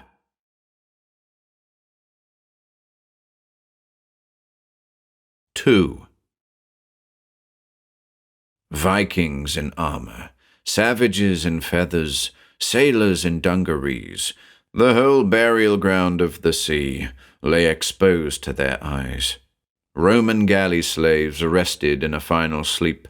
Pirates slumbered after walking the plank of death. There were bodies in the uniforms of Nelson's days, bearded giants from whaling fleets, swarthy corsairs from the Barbary coast, clean-shaven men of the modern merchant marine. All were sprawled together in a shambles, rank on rank. In hundreds and thousands they answered the roll call of the ocean's dead. Here kings and cabin boys, admirals, captains and common seamen, explorers and pleasure cruisers, cutthroats and missionaries rested in the sea's sleep. Some of the bodies were skeletonic cadavers. Others were blue and bloated with water. Some bore wounds, and many had given ghastly feast to the fishes. Piled helter-skelter like broken dolls in a toy factory, they lay unmoving, weapons at their sides. Ames thought of the legends of the Sargasso Sea. Here was the real port of lost ships, the haven of the Flying Dutchman. What stories of wreck and battle and storm these men could tell, if only they were living. But perhaps they were living. The terrible memory of those encounters in the cave seared into Ames's brain. These men lay still in death, but they could be revived by the one who waits. And he waited here. Beyond the pile of bodies stood the black box. In the center of the chamber it stood on end, like a Chinese coffin. It was closed, sealed, but Ames knew instinctively that it contained life. Jean clung to him as he faced the center of the chamber, and her grip tightened as a voice came. It was a voice from nowhere, echoing through the great cavern. "Ye have come at last," the voice whispered. "After ages ye have come, just as I have dreamed. I have been lonely here, and ye have come." There was triumph in the whisper, and a hinted dread. "Approach me, so that I may look upon ye," the voice droned. "Fear not, I shall clear a path." And as the two hesitated, the path was cleared. The dead rolled back. A long, shuddering groan swept through the cavern, as though the slumber of many dreamers had been disturbed. Rows of bodies turned on their sides, opening a horrid pathway through the sleepers. "Come on," Ames whispered. "We must." He drew the girl with him, and together they walked down the terrible aisle. Ames held his sword in readiness. Jean's eyes never left the bloated bodies of the drowned on either side. Then they stood before the black box. "Ye need not fear," came the whisper, softer this time. "They cannot harm lest I command it." "Who are you?" Ames demanded. He controlled his voice only by effort, for his reason tottered. Addressing an empty black box in a hole filled with drowned men was madness. Yet it was true. "Who are you?" The voice came solemnly and softly. "I am the one who waits. I am not of your world, the tiny world above the waters. I come from the sea, from the depths below where once all life began. Ye of the animal world rose to walk on land, but life began in the sea, and here it has remained. Here it has developed, and evolution has progressed infinitely further than in your world above." The voice paused, then continued. "I find it hard to put into words ye can comprehend, but this I can say. After a time, We below evolved so highly that our bodies disappeared. Only intelligence remained, an intelligence so great you could not begin to understand it. And carrying out the full cycle of evolution, that intelligence finally began to die.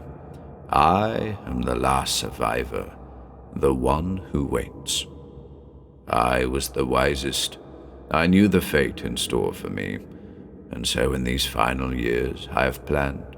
During the past few thousand, you cannot understand, but such passage of time is comparable to a few of earthly days to you. I have thought and planned and worked to find a way of surviving the doom which lies ahead. Long ago, in the days when Atlantis still rose above these waters, our people had achieved a science greater than anything ye know.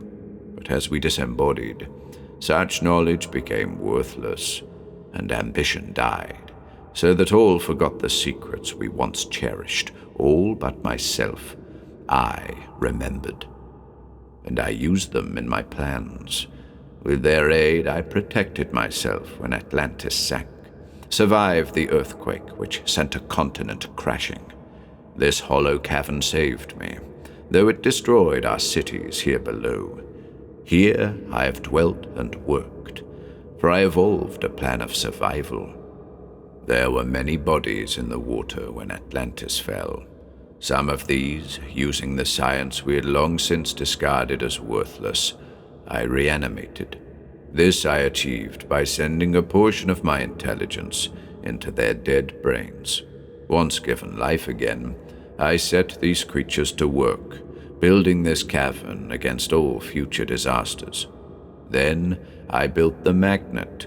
Ye have not seen that, but ye felt it. It is set above this cavern, directly under the fissure leading to the ocean floor. It drags down every vessel that passes overhead, drags it into the fissure and to the cavern. "So that's what pulled our submarine here," Ames muttered. "No wonder the iron door fell and wouldn't raise." "Precisely," the voice answered, as though reading Ames's thought. "From all these ships I took the bodies of the men. This I have done for centuries. Why, ye ask?" The voice rose to a passionate crescendo. It was ghastly to hear such emotion rising out of nowhere.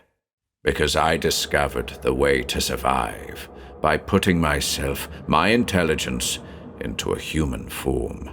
Once that is accomplished, I can rise to the surface of the earth, and then I shall live again, live and rule.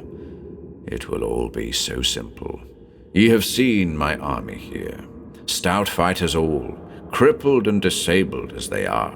They cannot be conquered unless blown to bits, for they are already dead and will not die again. I shall master the tiny upper crust. But one thing has halted me. Of all the bodies brought below the surface, none have retained perfection. I shall not enter a drowned or a wounded or a crippled shell with my entire intelligence. I waited, knowing sooner or later that a perfect body would be caught. And now ye have come." Unconsciously, Ames raised his sword. A laugh rang out, then silence. "Strange, I have never laughed before. I know no emotions that ye understand as such. Perhaps it is a symbol of my approaching humanity. Ah, well, I but mean to warn ye that resistance is futile. Ye cannot harm me, for I do not exist in a physical state. Do not trouble to hold the thought any longer. I want one body, and I shall take it. Everything is arranged. My army has builded well. In the cave beyond rest many thousand conveyors, akin to the torpedoes you use at present, and similar to these. Submarines, I believe they are called. You see, I know thy world. Each of these vessels can hold many men. Once I assume my human guise and send my intelligence forth to animate the others, we shall embark in the vessels and rise to the surface. This world will be destroyed as we pierce the rocky shell and enter the fissure. But no matter, we shall not return. We will conquer the outside earth and resume dominion.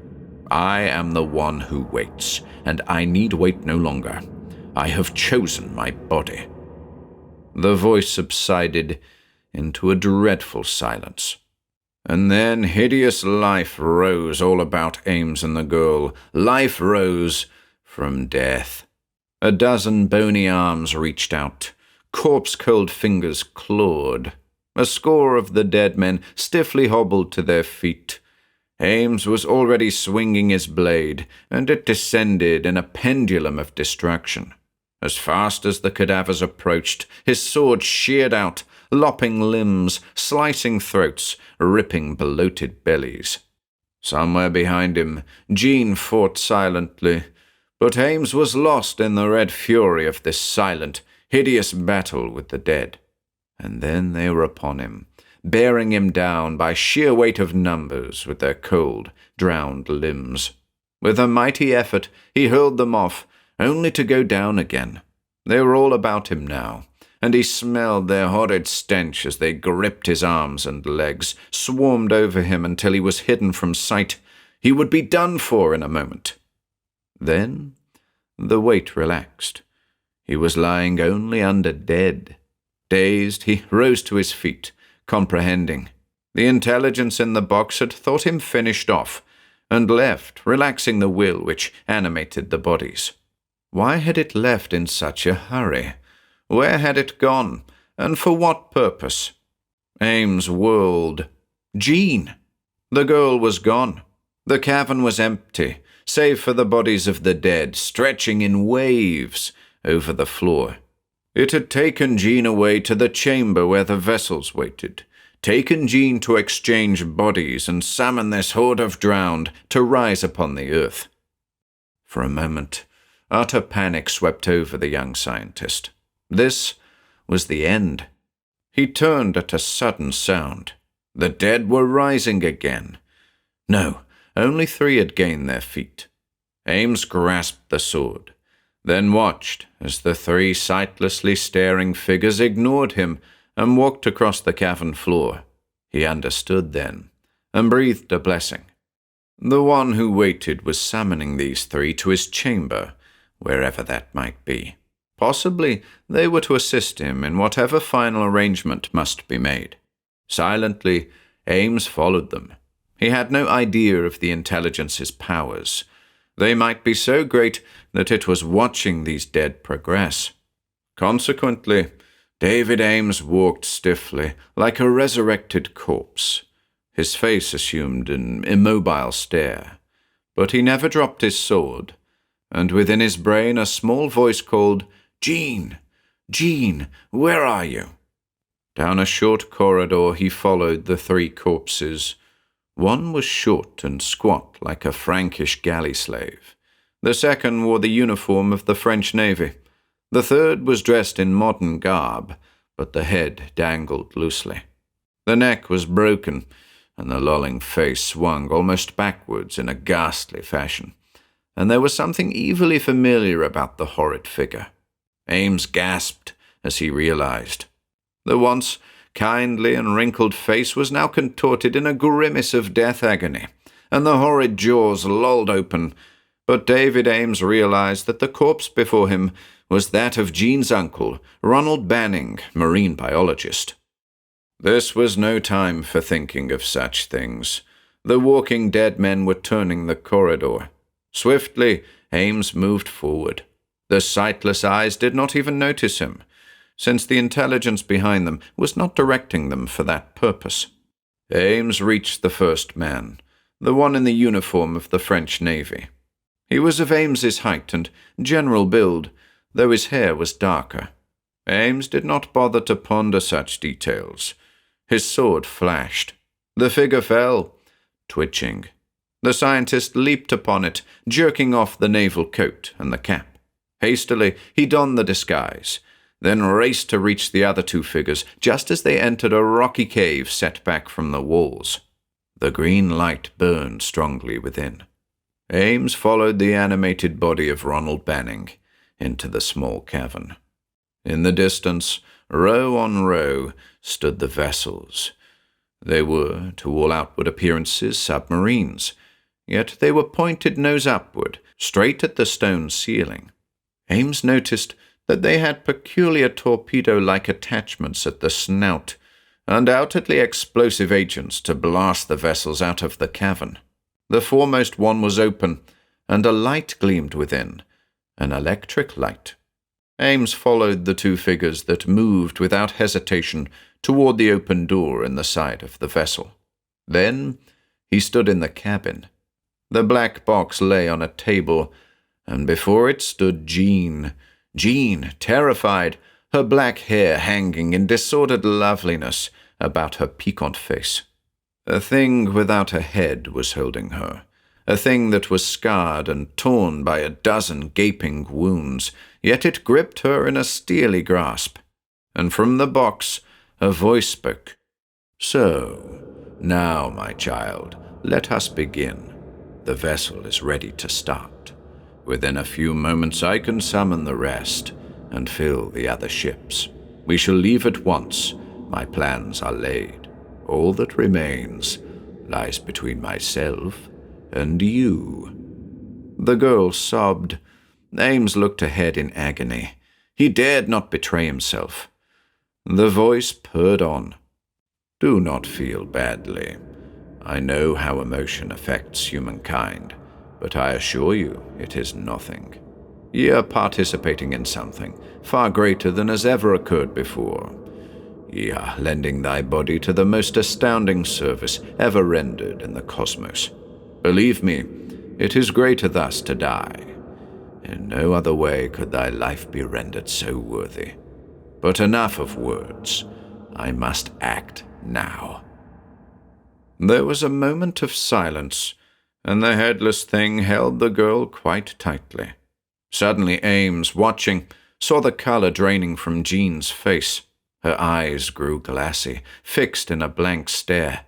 They were riveted on the black box, and now the room seemed to whirl as it hummed with unseen power. A terrific force seemed to be rising from the black box, as though it were emerging. There was nothing to see or hear, but the feeling grew, and Jean's face faded. Another face was peering through. The one who waits was taking Jean's body. Then came Circe's. Life gradually returned to the girl's face, and from the box came a murmur. "No, I am not strong enough yet. Never have I permitted myself utterly to enter a single body. It is as I feared. The strain is too great. I must make another attempt, work up to the ordeal more gradually. That is why I summoned these three. They are dead, and a portion of intelligence has animated them. They have no will of their own, and I can enter into such shells more easily. I shall allow myself to enter one of them as an experiment, and thus strengthen my will for a second experiment with ye, and I shall not fail." Jean stood half swooning from her struggle. The voice in the black box paused, then went on. "I shall choose this one with the broken neck. He came with ye, and has never known domination before. Therefore he is stronger than my other servants, and will provide a better final test." The voice ceased, and for the first time Jean recognized her dead uncle with a look of startled horror. The hideous head dangled, grimacing in her face, and then turned on its stalk-like neck. The force flooded forth fiercely. For a moment the room was filled with a pulsing that seemed to shake the walls of the submarine. And then, "I have triumphed." The voice came not from the box, but from the dead lips on the dead face of Ronald Banning. It came not from a stiff, unseeing corpse, but from an actual living dead man. The deep voice brought life from dead lungs, breathed horridly as it walked across the submarine cabin. The girl shuddered. Ames still stood silent, but his legs were trembling as he felt the sweat of utter dread upon his brow. The man with the broken neck, the man with Ronald Banning's face, the man who was not a man but one who waits, walked, and spoke. A human body. Remarkable. I feel life once more. Form. Corporeal existence. I shall like that. Ye are but a woman, but thy body shall suffice. This one is a broken reed. Ye are young and strong and healthy, and I have the strength to enter. Why delay? A horribly inhuman chuckle burst from the swollen purple lips. I shall hold ye in my arms and breathe my soul into thy form, and then arise to power. The corpse advanced, and Ames acted, his sword thrust upward. At the instant the figure turned. An impostor! The thing that was not Ronald Banning darted to one side. Kill him! He shouted. And the other two corpses acted. The galley slave rushed in, arms swinging. But Ames was already lunging with deadly precision, and swept his sword through waist and belly alike, with ripping thrust. Jean rushed across the cabin and slammed the door fast. The creature in Banning's body vainly clawed at the handle. Ames went after him, but slipped and fell. The remaining corpse was on him from the rear, together with the awful headless creature. The three went down together, but Ames held the sword upthrust, and as the headless being fell forward it was pierced. Rolling to one side, Ames again slashed the crippled galley slave. The two bodies lay twitching madly as the scientist rose to his feet and confronted the body of Banning. You can't be touched, eh? Disembodied intelligence? He grated. You're alive now, and in a human body. The one who waits? Your waiting is ended. The sword came down. There was a shearing sound. As grasped in both hands, the blade cleft through head and neck. Something red and bleeding fell to the floor and lay still. It looked not unlike a human brain. The pulsing vibrations that had filled the room were ceased. The thing was dead, and Ames turned to look for Jean. Jean, he cried, what are you doing? The girl was fumbling at a panel at the end of the room. She turned to him with a determined smile. We're getting out of here, and right now, she answered. Her slim hands pulled levers. Suddenly, with a roar and a lurch, the submarine rocketed upward. There was a single grinding shock as the vessel exploded through rocky walls, then merely a steady humming as the righted submarine arose. From below came a deep, sonorous rumble. The cavern is filling in, the girl whispered. We're going up. Silently, Ames took her in his arms. Their kiss was long. It was not interrupted until the vessel lurched again. Ames's eyes followed the wall until they reached a periscopic mirror. He nudged the dark-haired girl with a slow grin. Look through there, he said. I can see the stars. Together, thankfully, they gazed on the blue heavens above the South Atlantic.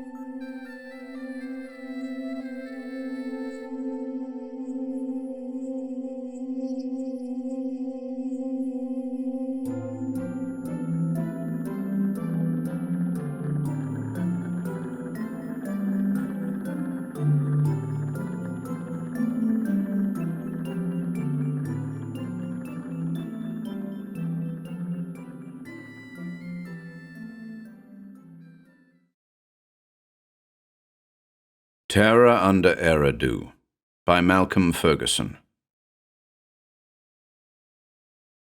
By all that is holy, I urge whoever reads these words, get out at once. Leave the temple of Ethel. Do not delay. Take this writing with you and read it outside. Then you may return if so utterly, abjectly misguided. Stranger, a dying, doomed man urges you thus in a matter which transcends life or death, yours or mine. Go at once, and only open these pages out of doors. I can only hope, stranger, that you have obeyed my injunction and What I have to say reaches the outer world in time. Maybe it will reach the eyes of someone possessed of a genius great enough to help, for my distracted mind cannot.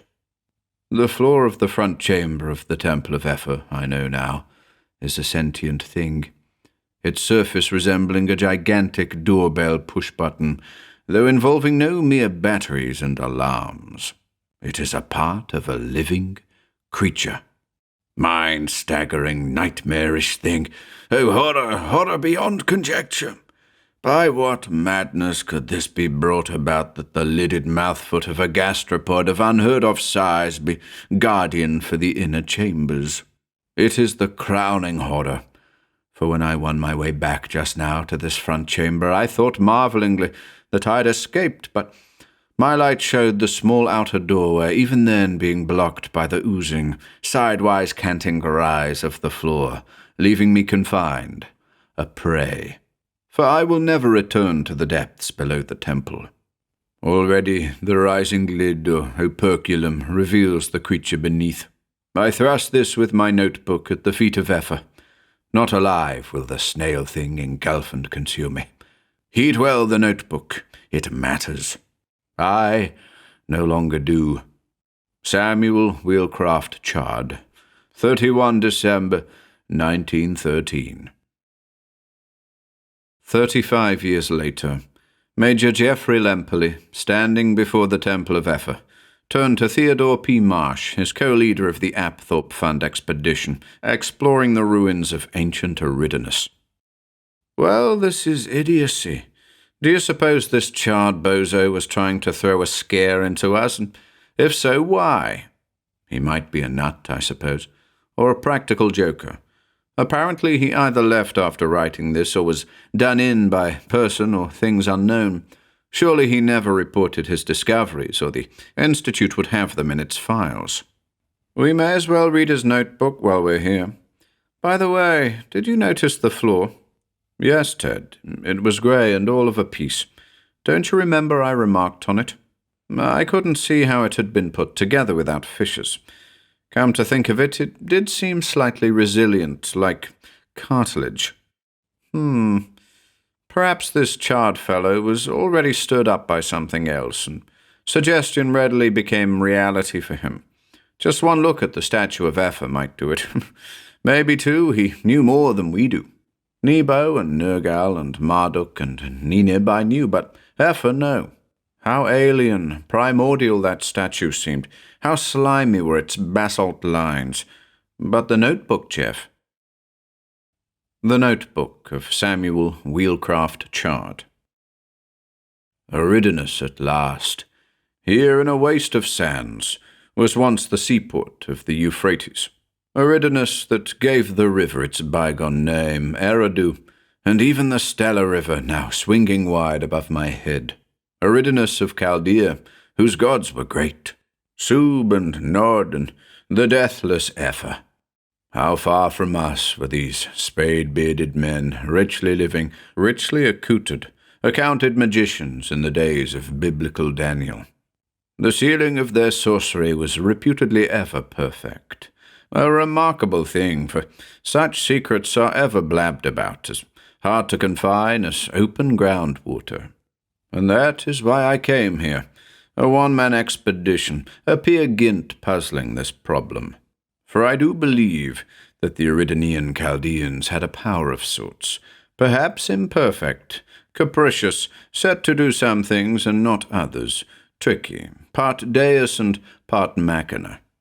Before the Temple of Ethel is an old sand and wind-weathered sign in Arabic, invoking an injunction from Al-Quran not to meddle hereabouts. Taboo, bad medicine, verboten. How weird the temple looks in the starlight, long and lean, like a coffin on its side.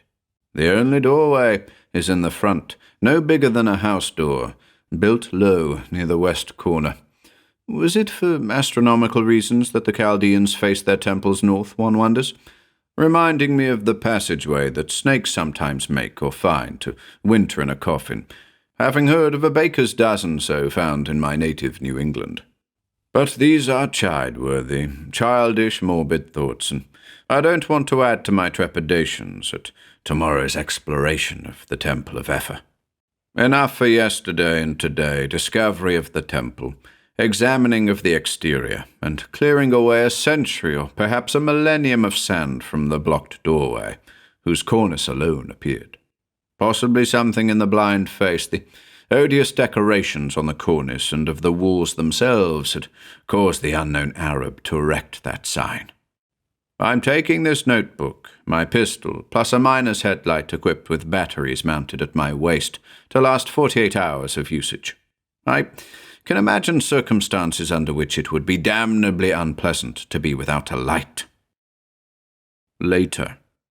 My God, what I've been through. Can the body be caught in the mind's nightmare, or could I become mad by passing through the doorway of the Temple of Ethel, caught in a madness new and strange to the set of my mind? You who read this must have penetrated to the statue of Ethel, and your flashlights limned its horrid ebon, obese form, seeing with but a dreadful taste the image of this slimy riser from some unguessed primordial fen.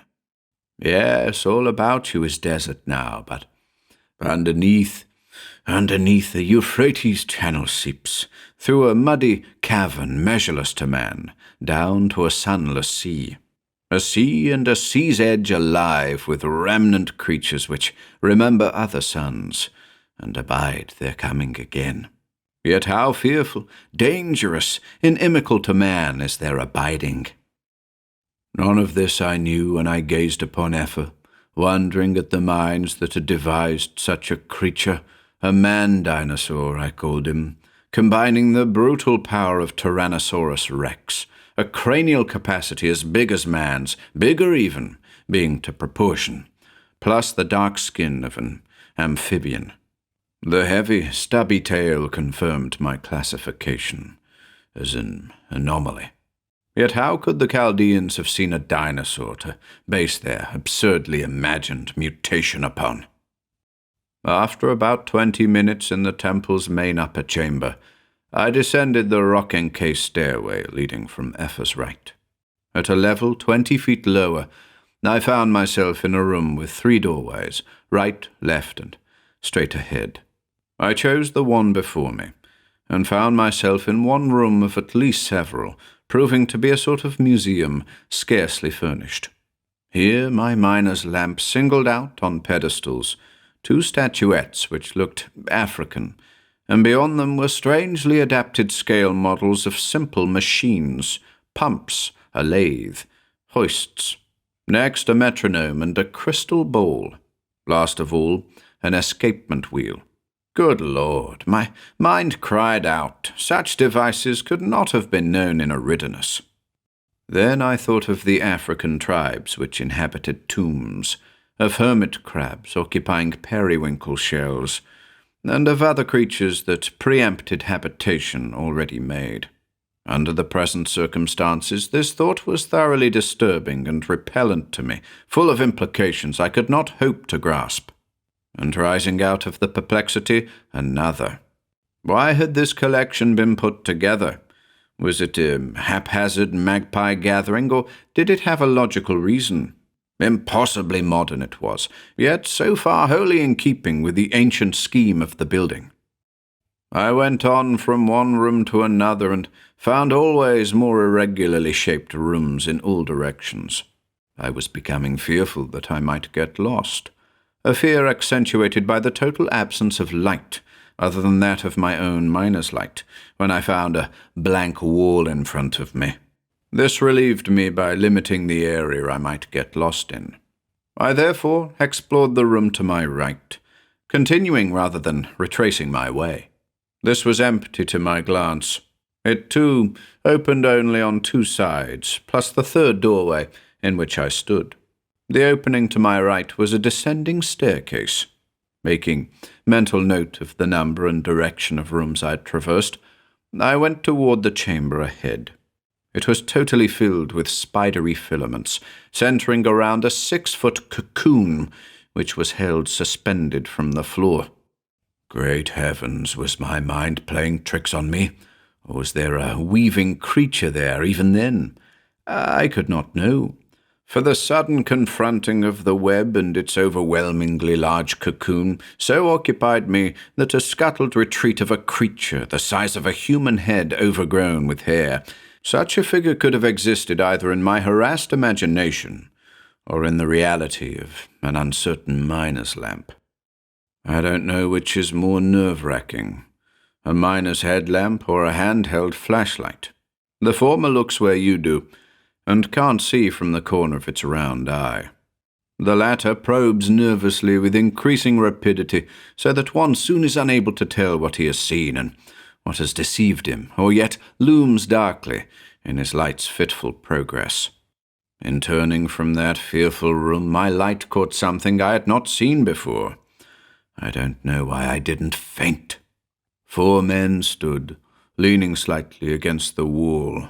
They were dressed in modern costume, though with different modifications, as if for climate, time of day, occupation, and so forth.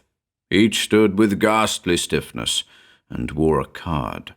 A line of English amidst the hash of alien markings stood out as my miner's light leapt frantically from one to another. Ambrose Bierce, Rudolph Diesel, Albert Jewell, J. Wilberforce Martin. Editor's note. As Samuel W. Chard could not have known, each of these 4 prominent men were reported to have vanished from the face of the earth or from ocean-going steamers during the year 1913. And now, from the rooms which I had come, I could hear a measured tread. It was coming nearer. Crazily, I plunged down the staircase. Deeper. I fled down 2 flights in panic haste. Down below, I could hear the slow splash and slap of water. I stopped, turning like a trapped rat, my pistol in my hand. A single-celled room opened off the staircase. In it, incredibly, was a modern, freshly made bed, and on that bed's white-scented counterpane a freshly cut red rose. But as the steps continued on the staircase, I turned down once more. Had some other explorer tumbled on my trail, I wondered, my mind seeking the unlikely natural explanation. Desperate, determined, I refused to be driven further by the approaching footsteps, to be hustled ever deeper until I met other dangers, or at least the hazards of strange footing. On reaching the next level, I probed with my headlamp. I saw then that to stand and meet whoever or whatever approached was indeed my best chance. For ahead of me, at the end of a hallway, was a subterranean river's edge. A doorway led off to right and left, that on the left having the appearance, as I glanced hastily, frantically, seeking reassurance that my back would be protected from I knew not what, like a library. I pointed my drawn, cocked pistol at the stone staircase. My hand shook as I waited the long moment between sound and sight, realizing that my light would warn the newcomer, removing any advantage I might hope to seize. Sandals of antique mode appeared opposite my sights, followed by a chunky, gowned figure. But when at last the face came in view, my pistol fell from my shaking hands. The man was blind. Ordinarily, blindness evokes my sympathy. Yet coming here, it augured much of the fearful, of horror. The man was short, of a square, powerful build, with red hair. His skin was totally devoid of color. I had drawn in my breath and held it now as he approached me. I turned silently, following him with eyes, pistol, and miner's light until he had passed within arm's reach of me, and had turned along a walk that followed the river's edge. It was like a mad dream come alive. Somehow I felt he would turn suddenly while I watched and seize me. Yet he had kept on. Blind he could be, and pale from a sojourn underground. Blind and pale and underground, too, are the dead, my mind thrust up at me, frenzied by the encounter. And the thought, once set in my mind, would not be still. But whether living or dead, or either neither, here was a component of a cult utterly alien to our race, and to all else on our planet. The bizarre museum, those immobile figures outside the web and cocoon-filled room, the very fit of these features to this labyrinthine structure which outdates recorded history, all point to a mad, mind-staggering scheme beyond our experience. It is hard to explain why I did not then run at once back up the stairs and through the terrible series of chambers to leave forever the Temple of Ethel. Could you understand that I was afraid to? Flight is coupled in the mind with pursuit and with panic, which increases the jeopardy. One imagines and sometimes meets in flight sudden assailings and encounters from right and left. What an unnatural thing a crumpled newspaper is to a horse. I had neither the strength nor the nerve left for such sudden encounters, though daring more, really barring panic surprise. But I will not explain what I did, I'll tell it. Reassuring myself with my cyclopean headlamp, I saw that the room was indeed a library, a polyglot affair, including bound books in languages in incomprehensible dislocation of time and reason. Some were in English, I tell you. The room appeared empty. I had noticed reflected light on the river to my left upstream, and from this conjectured that not all here were blind. I had been careful, after my initial probe, not to send my light beams out across the river. There being enough light to see by, I switched off my headlamp, got down on my hands and knees, and with my pistol in my right hand crept to the doorway leading to the river. This put my head at an unexpected level, gave me more solid footing, plus an instinctive reassurance, for I was trembling badly. Of course my back was vulnerable to attack if I had been detected. I was painfully aware. What I saw made me almost forget myself. A score of men, creatures rather, in the aspect of men, were standing, some holding torches. All except two were identical in build and in unnatural stiffness with the creature who had passed me. The other two were a man and a woman, he tall, black-bearded, handsome, in a modern suit of clothes, yet with a sort of fez, sandals, accoutrements. She but slightly shorter, beautiful in a daring dress of unconventional cut. Slowly, as I watched, the balance of a large water clock tipped, and the ascending beam struck a gong. The sound caused a stir in the air as a dozen pair of wings flapped. Bats, I thought. No, they were too large and had tails. Pterodactyls, I now believe.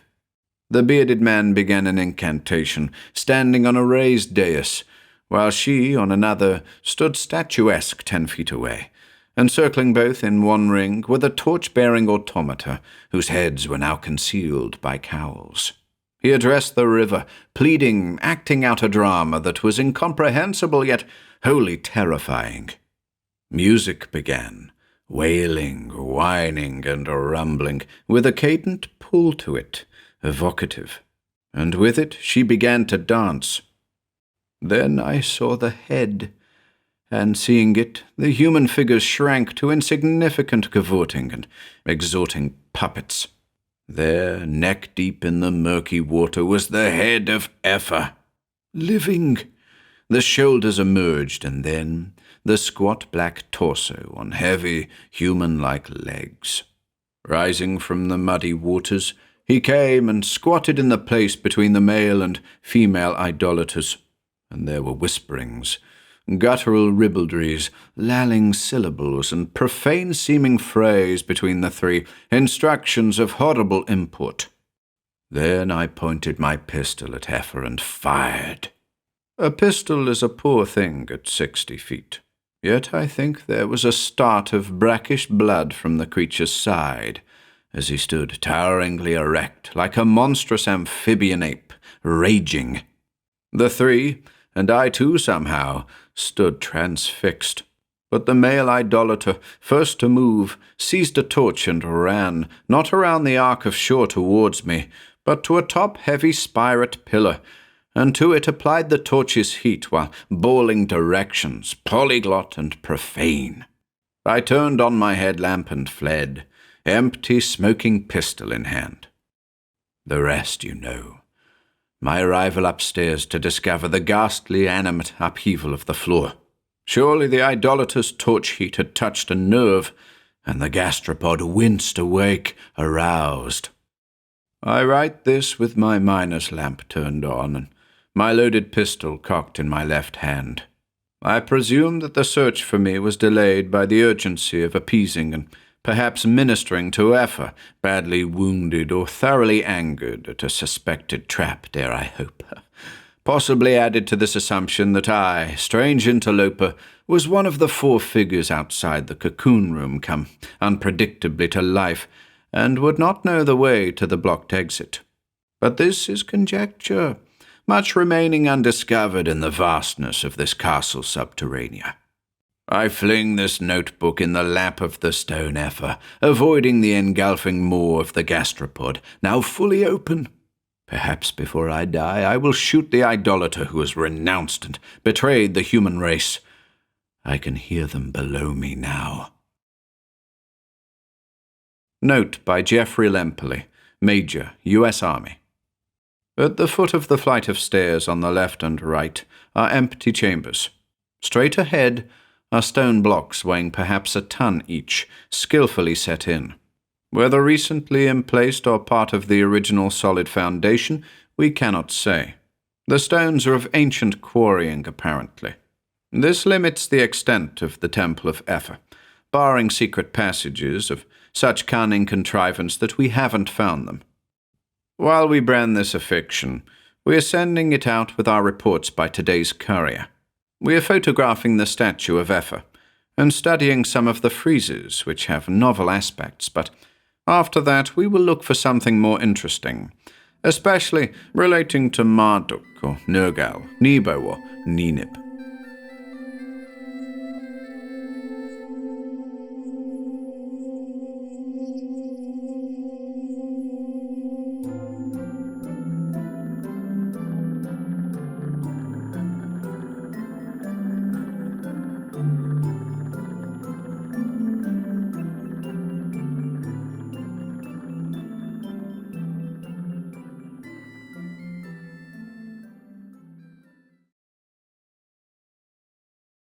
The Statement of Randolph Carter by H.P. Lovecraft.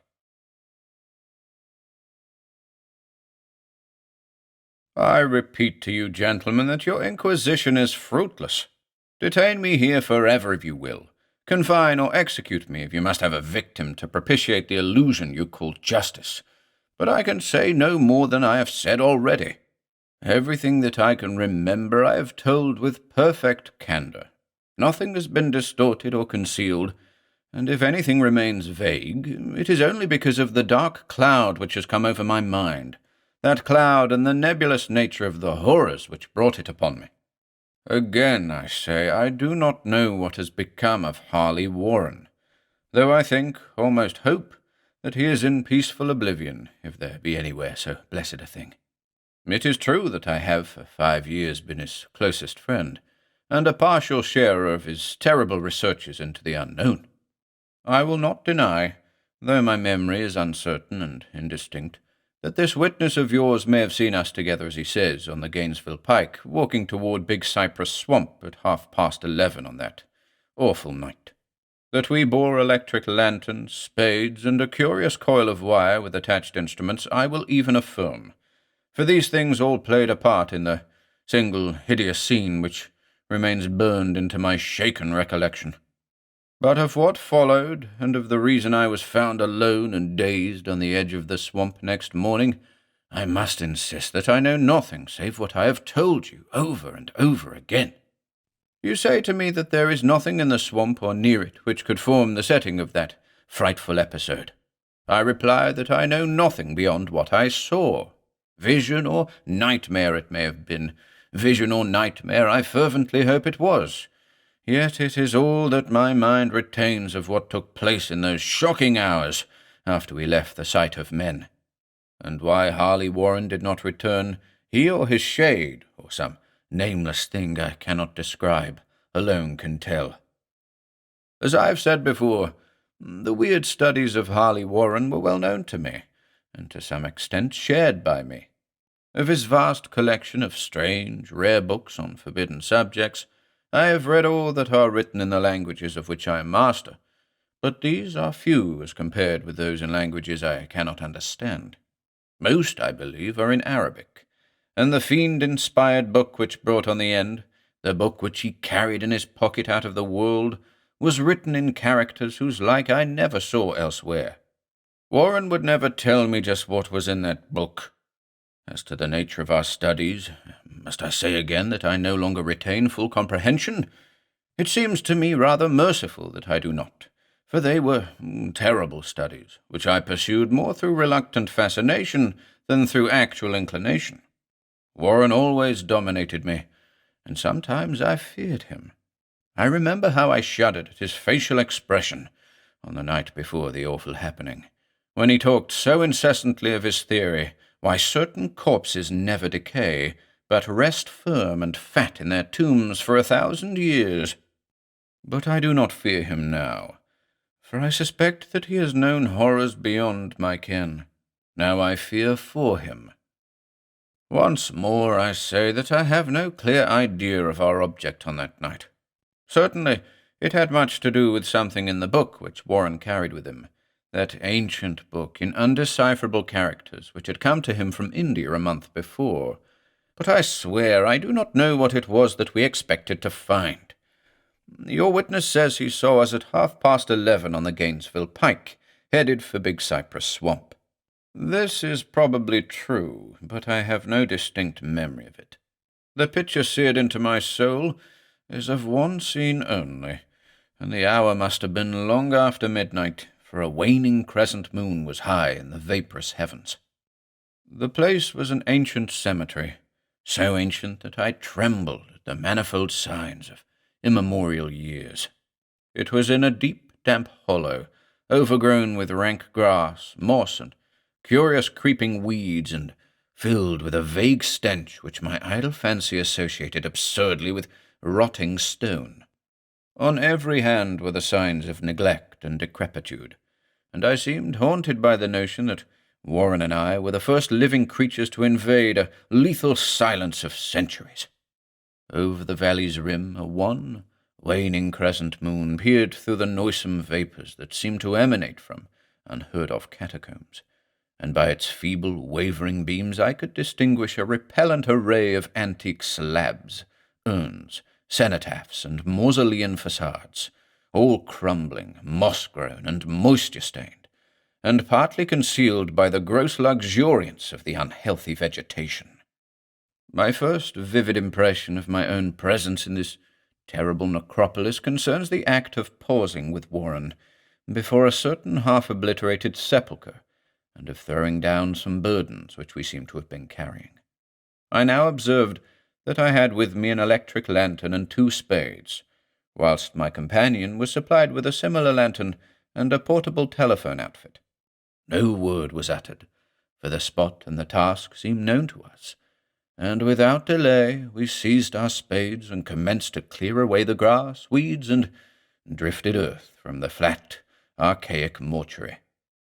After uncovering the entire surface, which consisted of 3 immense granite slabs, we stepped back some distance to survey the charnel scene, and Warren appeared to make some mental calculations. Then he returned to the sepulchre, and using his spade as a lever, sought to pry up the slab lying nearest to a stony ruin which may have been a monument in its day. He did not succeed, and motioned to me to come to his assistance. Finally, our combined strength loosened the stone, which we raised and tipped to one side. The removal of the slab revealed a black aperture, from which rushed an effluence of miasmal gases so nauseous that we started back in horror. After an interval, however, we approached the pit again, and found the exhalations less unbearable. Our lanterns disclosed the top of a flight of stone steps, dripping with some detestable ichor of the inner earth, and bordered by moist walls encrusted with nitre. And now, for the first time, my memory records verbal discourse, Warren addressing me at length in his mellow tenor voice, a voice singularly unperturbed by our awesome surroundings. "I'm sorry to have to ask you to stay on the surface," he said, "but it would be a crime to let anyone with your frail nerves go down there. You can't imagine, even from what you have read and from what I've told you, the things I shall have to see and do. It's fiendish work, Carter, and I doubt if any man without ironclad sensibilities could ever see it through and come up alive and sane. I don't wish to offend you, and heaven knows I'd be glad enough to have you with me, but the responsibility is in a certain sense mine, and I couldn't drag a bundle of nerves like you down to probable death or madness. I tell you, you can't imagine what the thing is really like. But I promise to keep you informed over the telephone of every move. You see, I've enough wire here to reach to the center of the earth and back." I can still hear in memory those coolly spoken words, and I can still remember my remonstrances. I seemed desperately anxious to accompany my friend into those sepulchral depths, yet he proved inflexibly obdurate. At one time he threatened to abandon the expedition if I remained insistent, a threat which proved effective, since he alone held the key to the thing. All this I can still remember, though I no longer know what manner of thing we sought. After he had secured my reluctant acquiescence in his design, Warren picked up the reel of wire and adjusted the instruments. At his nod, I took one of the latter and seated myself upon an aged, discoloured gravestone close by the newly uncovered aperture. Then he shook my hand, shouldered the coil of wire, and disappeared within that indescribable ossuary. For a moment I kept sight of the glow of his lantern, and heard the rustle of the wire as he laid it down after him, but the glow soon disappeared abruptly, as if a turn in the stone staircase had been encountered, and the sound died away almost as quickly. I was alone, yet bound to the unknown depths by those magic strands whose insulated surface lay green beneath the struggling beams of that waning crescent moon. In the lone silence of that hoary and deserted city of the dead, my mind conceived the most ghastly fantasies and delusions, and the grotesque shrines and monoliths seemed to assume a hideous personality, a half-sentience. Amorphous shadows seemed to lurk in the darker recesses of the weed-choked hollow, and to flit as in some blasphemous ceremonial procession past the portals of the mouldering tombs in the hillside, shadows which could not have been cast by that pallid, peering crescent moon. I constantly consulted my watch by the light of my electric lantern, and listened with feverish anxiety at the receiver of the telephone, but for more than a quarter of an hour heard nothing. Then a faint clicking came from the instrument, and I called down to my friend in a tense voice. Apprehensive as I was nevertheless unprepared for the words which came up from that uncanny vault in accents more alarmed and quivering than any I had heard before from Harley Warren. He who had so calmly left me a little while previously now called from below in a shaky whisper more portentous than the loudest shriek. "God, if you could see what I'm seeing!" I could not answer. Speechless, I could only wait. Then came the frenzied tones again. "Carter, it's terrible, monstrous, unbelievable." This time my voice did not fail me, and I poured into the transmitter a flood of excited questions. Terrified, I continued to repeat, "Warren, what is it? What is it?" Once more came the voice of my friend, still hoarse with fear, and now apparently tinged with despair. "I can't tell you, Carter. It's too utterly beyond thought. I dare not tell you. No man could know it and live. Great God, I never dreamed of this." Stillness again, save for my now incoherent torrent of shuddering inquiry. Then the voice of Warren in a pitch of wilder consternation. "Carter, for the love of God, put back the slab and get out of this if you can.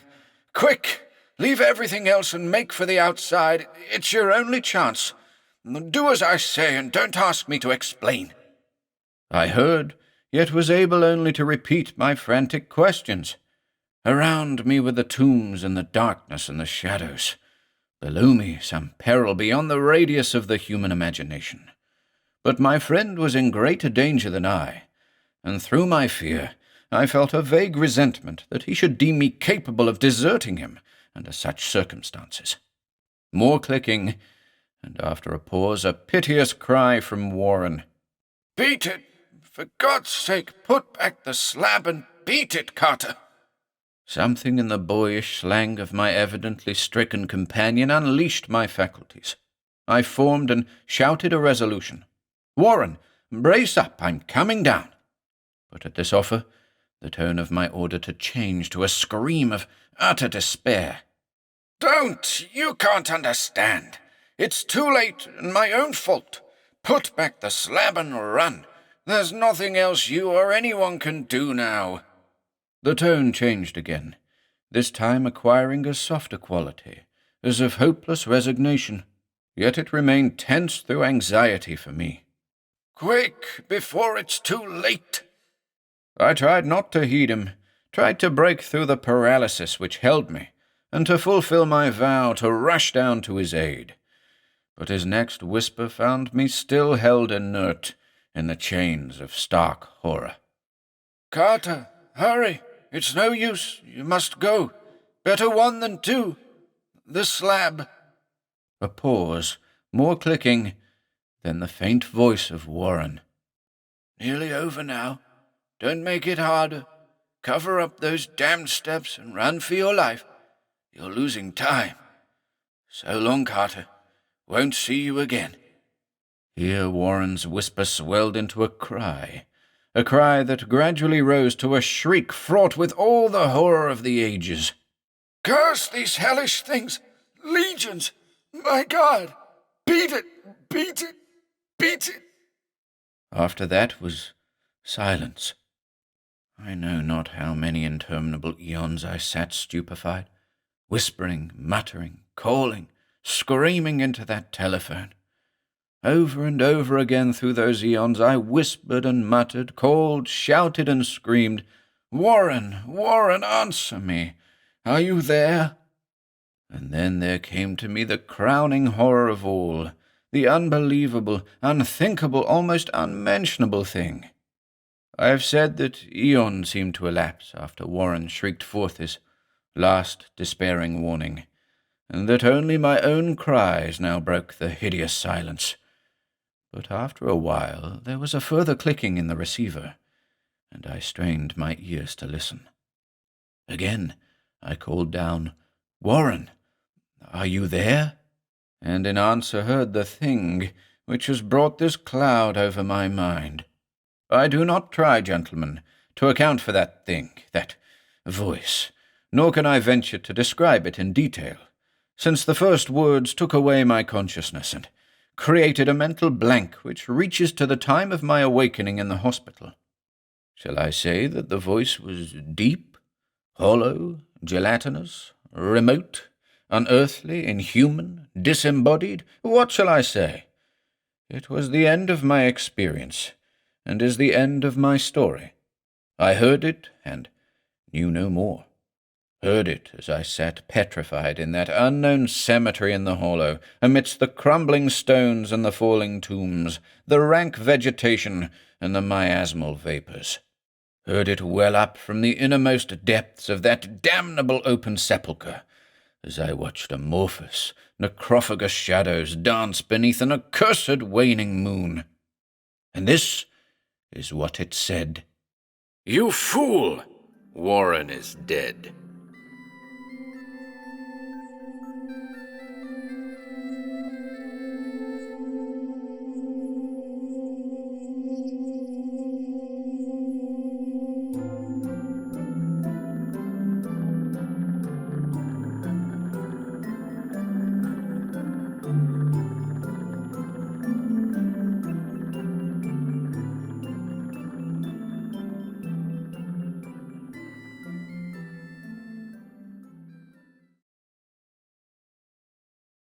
The Chuckler by Donald Wandrei. 1. Item 7. All jewels of which I die possessed are to go to my daughter, Mary Walton, with the exception of the emerald known as the Dark Flame, which is to be placed in my right hand and buried with me. Item 8. My entire collection of occult books, with the exception of 4 hereinafter named, is to be given to the public library of this city. These 4 are to be placed in my coffin. Mary Walton, let the emerald be entombed, for she was a dutiful child, and besides had no particular liking for the green jewel. And the 4 books she likewise had placed in the dead man's coffin. They were ancient manuscripts written in some unknown or forgotten tongue, and she did not know that each was the only one of its kind in existence. She was, moreover, utterly unaware of the forces they controlled, and to which they were the key. 2. A shadow, black against the gloom of the moonless night, passed suddenly across the graveyard. It vanished in the deeper shadow around the great entrance to some family crypt. For a time, faint rasping sounds came from there. Then they ceased. A part of the shadow swung outward a little, like a door. Its position remained unchanged for a short time, but it swung in again. All was silent. 3. It was only by chance that he was returning home at that time. He had gone off duty at 12, but had remained at the station nearly an hour longer, talking with a couple of fellow policemen. 1 hour had not seemed of great importance to him.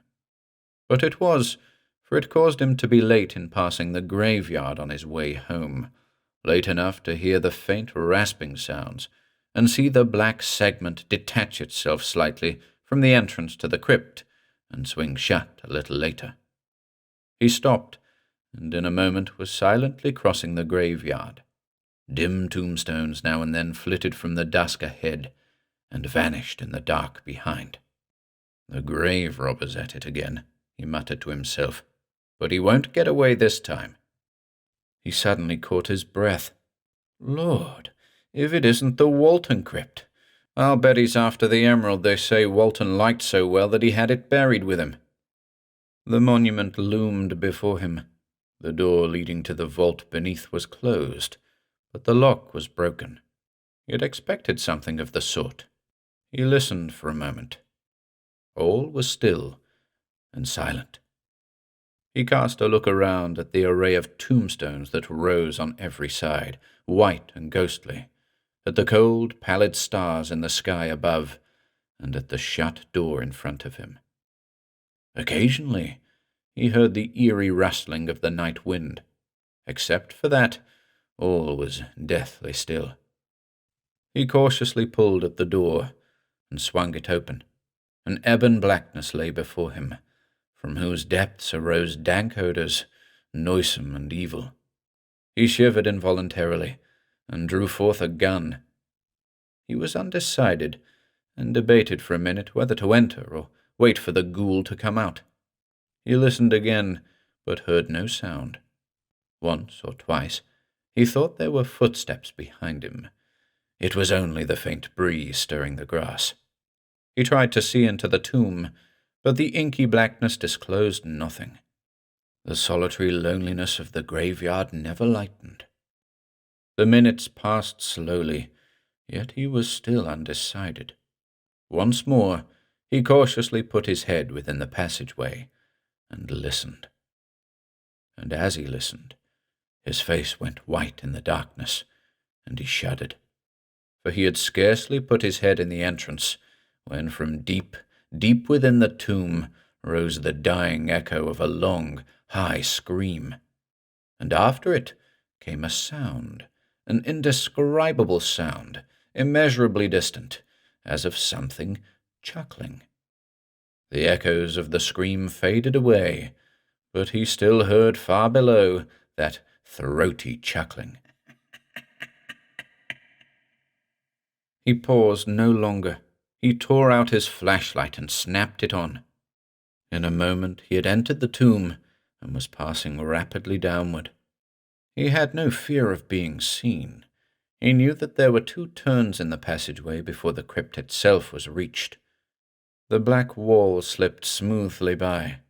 He watched his steps, but went as fast as possible, and all the while he heard that ghastly chuckling, and every moment it grew louder. He came to the first turn, and the floor sloped more abruptly. He slowed down a little necessarily, but he paused not, and since he was going slower, the pad of his steps became softer, so that he could hear better, and all the while he heard that ghastly chuckling, and every moment it grew louder. Above, below, on either hand, the ebon walls silently slid by. Behind stretched the darkness of the passage he had traversed. Ahead lay the deeper darkness of the remaining passage, and the tomb, and the laughter. He came to the second turn, and though the floor became almost level, he continually slowed his pace. A door at the end of the passageway would lead directly into the crypt. Yet he pressed on, and all the while he heard that ghastly chuckling, and every moment it grew louder. And when he reached the door, his flashlight carefully dimmed and shaded, his gun ready, the tittering came clear and distinct and terrible from the crypt, a loathly, throaty sound which in some manner reminded him of plump, drowned rats that gurgled. He trembled, and knowing that he could stand it no longer, jerked open the door, flashlight pouring its full whiteness into the tomb before him. For a moment he stood motionless. Then he turned and shrieked his way to the night above, for the entire chamber was lit with a pallid and hellish green glare that streamed in wave on livid wave from an emerald on the floor. Beside it lay the body of the dead ghoul, face twisted and distorted, and on the body, staring him full in the face, with its yellow grave clothes falling from its yellower flesh, with its gleaming eyes looking straight ahead, with its fat and bloated face wreathed in a leering grin, chuckling with a husky and throaty chuckle, sat a rotting, long-dead corpse.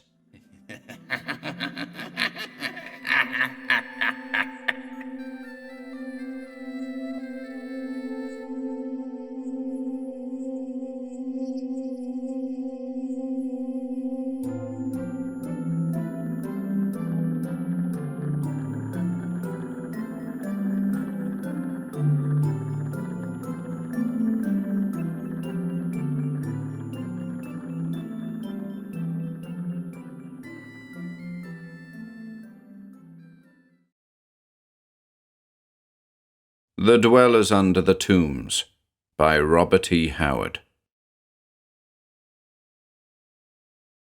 1. I awoke suddenly and sat up in bed, sleepily wondering who it was that was battering on the door so violently. It threatened to shatter the panels. A voice squealed, sharpened intolerably, as with mad terror. "Conrad! Conrad!" Someone outside the door was screaming. "For God's sake, let me in. I've seen him. I've seen him." "It sounds like Job Kyles," said Conrad, lifting his long frame off the divan where he'd been sleeping, after giving up his bed to me. "Don't knock down the door," he called, reaching for his slippers. "I'm coming." "Well, hurry," squalled the unseen visitor. "I've just looked into the eyes of hell."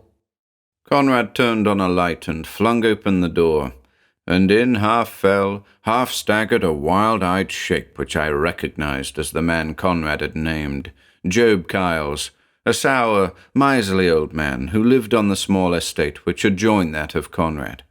Now a grisly change had come over the man, usually so reticent and self-possessed. His sparse hair fairly bristled, and drops of perspiration beaded his grey skin, and from time to time he shook as with a violent ague. "What in God's name is the matter, Kyles?" exclaimed Conrad, staring at him. "You look as if you'd seen a ghost." "A ghost?" Kyles' high-pitched voice cracked, and dribbled off into a shriek of hysterical laughter. "I've just seen a demon from hell. I tell you, I saw him tonight. Just a few minutes ago. He looked in at my window and laughed at me. Oh, God, that laugh!" "Who?" snapped Conrad impatiently. "My brother Jonas," screamed old Kyles. Even Conrad started. Job's twin brother Jonas had been dead for a week. Both Conrad and I had seen his corpse placed in the tomb high upon the steep slopes of the Dagoth Hills. I remembered the hatred which had existed between the brothers, Job the miser, Jonas the spendthrift, dragging out his last days in poverty and loneliness, in the ruined old family mansion on the lower slopes of the Dagoth Hills, all the brooding venom in his embittered soul centering on the penurious brother who dwelt in a house of his own in the valley. This feeling had been reciprocated. Even when Jonas lay dying, Job had only grudgingly allowed himself to be persuaded to come to his brother.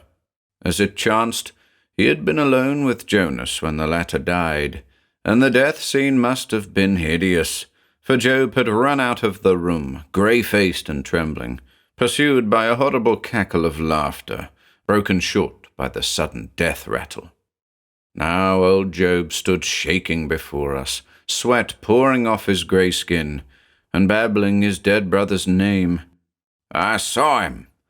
I sat up later tonight than usual. Just as I turned out the light to go to bed, his face leered at me through the window, framed in the moonlight. He's come back from hell to drag me down, as he swore to do as he lay dying. He's not human. He hadn't been for years. I suspected it when he returned from his long wandering in the Orient. He's a fiend in human shape, a vampire. He plans my destruction, body and soul." I sat speechless, utterly bewildered, and even Conrad found no words.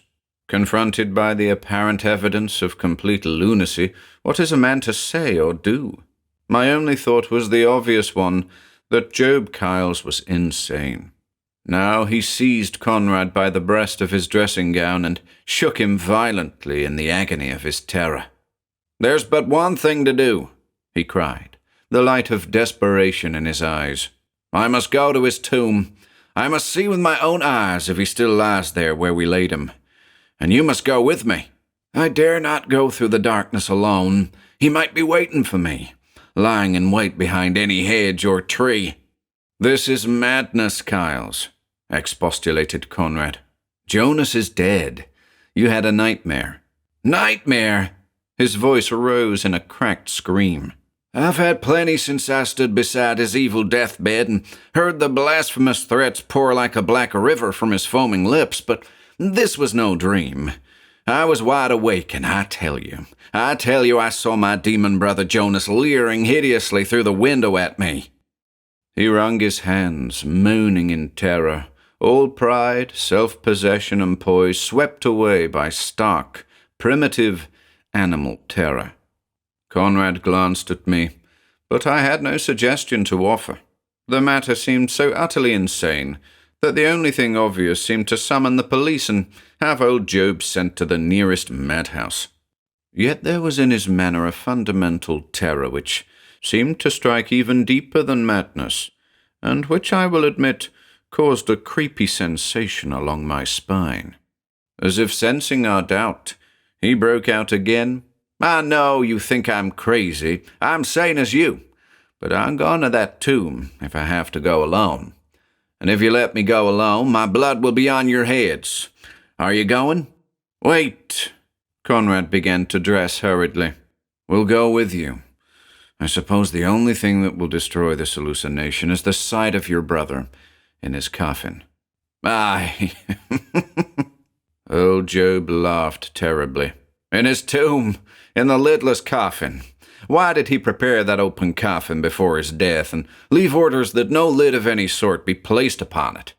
"He was always eccentric," answered Conrad. "He was always a devil," snarled old Job. "We hated each other from our youth. When he squandered his inheritance and came crawling back, penniless, he resented it because I would not share my hard-gotten wealth with him.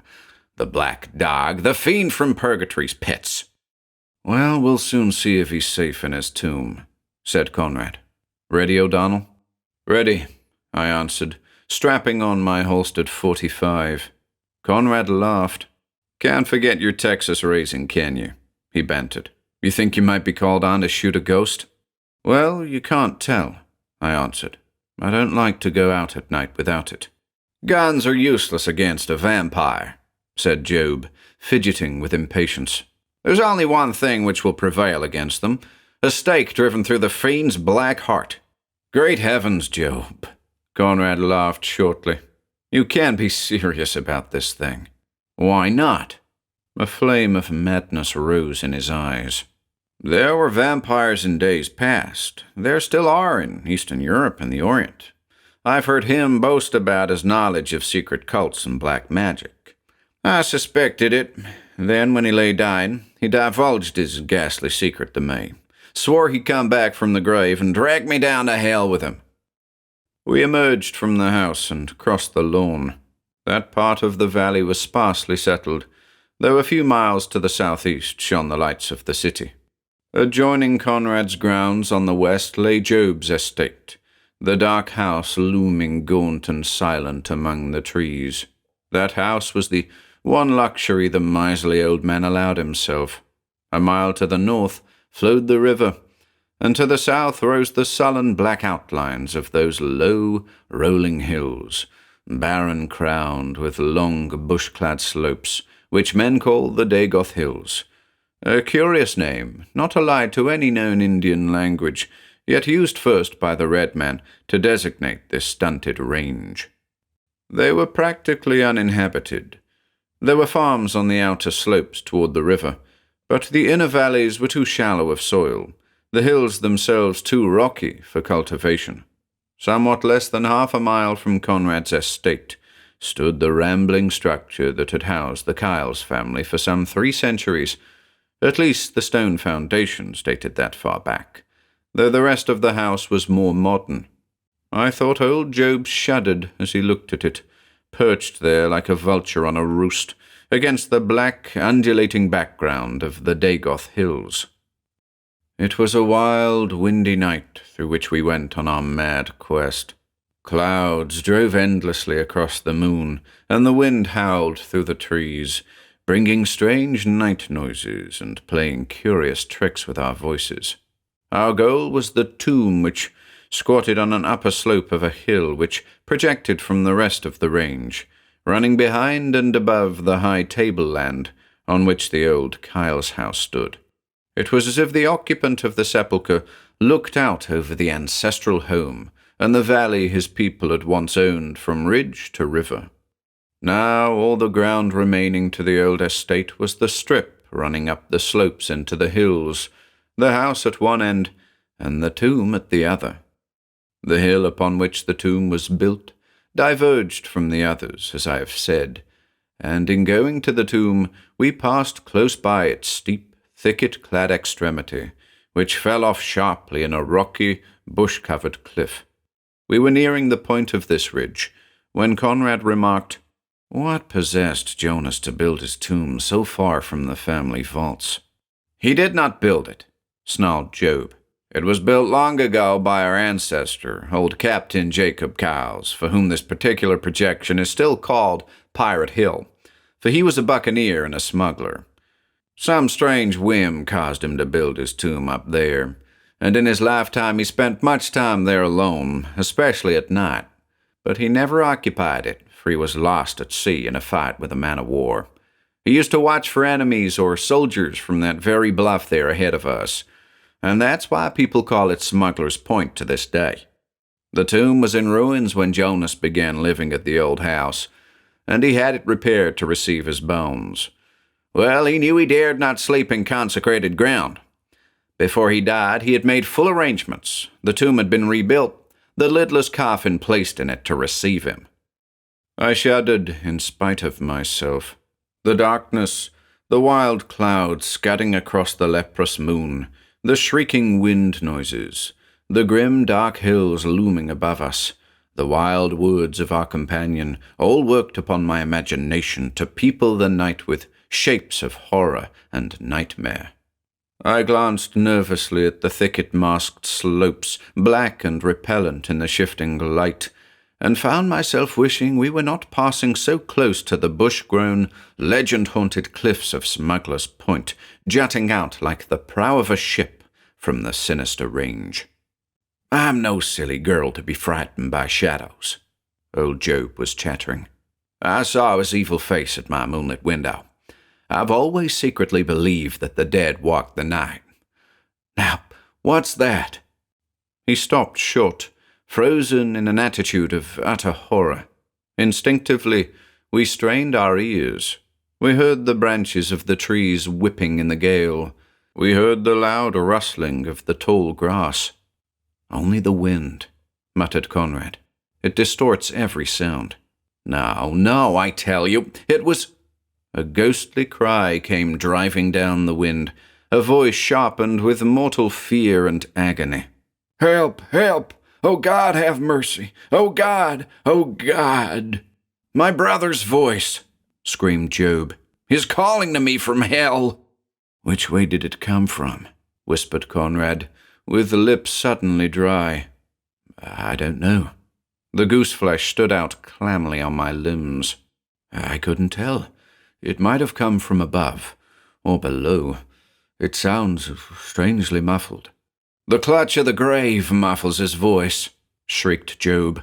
"The clinging shroud stifles his screams. I tell you, he howls on the white-hot grids of hell and would drag me down to share his doom. On to the tomb." "The ultimate path of all mankind," muttered Conrad, which grisly play on Job's words did not add to my comfort. We followed old Kyles, scarcely able to keep pace with him as he loped, a gaunt, grotesque figure, across the slopes, mounting towards the squat bulk the elusive moonlight disclosed like a dully glistening skull. "Did you recognize that voice?" I muttered to Conrad. "I don't know. It was muffled, as you mentioned. It might have been a trick of the wind. If I said I thought it was Jonas, you'd think me mad." "Not now," I muttered. "I thought it was insanity at the beginning. But the spirit of the night's gotten into my blood. I'm ready to believe anything." We had mounted the slopes and stood before the massive iron door of the tomb. Above and behind it, the hill rose steeply, masked by dense thickets. The grim mausoleum seemed invested with sinister portent, induced by the fantastic happenings of the night. Conrad turned the beam of an electric torch on the ponderous lock, with its antique appearance. "This door has not been opened," said Conrad. "The lock has not been tampered with.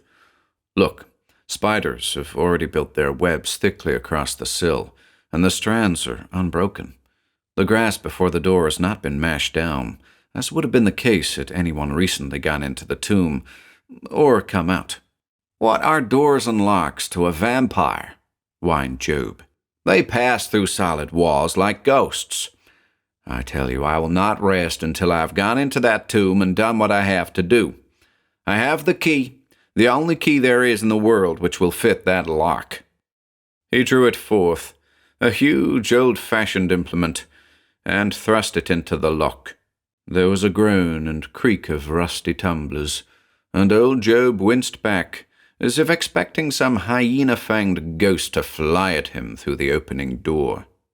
Conrad and I peered in, and I will admit I involuntarily braced myself, shaken with chaotic conjectures. But the blackness within was Stygian. Conrad made to snap on his light, but Job stopped him. The old man seemed to have recovered a good deal of his normal composure. "Give me the light," he said, and there was grim determination in his voice. "I'll go in alone. If he has returned to the tomb, if he is again in his coffin, I know how to deal with him. Wait here, and if I cry out, or if you hear the sounds of a struggle, rush in." "But," Conrad began an objection. "Don't argue," shrieked old Kyles, his composure beginning to crumble again. "This is my task, and I'll do it alone." He swore as Conrad inadvertently turned the light beam full in his face, then snatched the torch and, drawing something from his coat, stalked into the tomb, shoving the ponderous door to behind him. More insanity, I muttered uneasily. Why was he so insistent that we come with him if he meant to go inside alone? And did you notice the gleam in his eyes?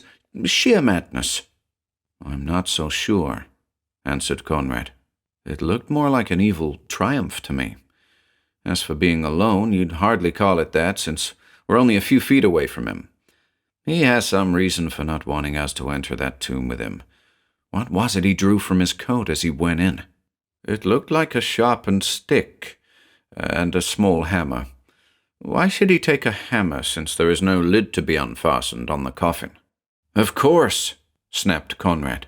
What a fool I've been not to understand already. No wonder he wanted to go into the tomb alone.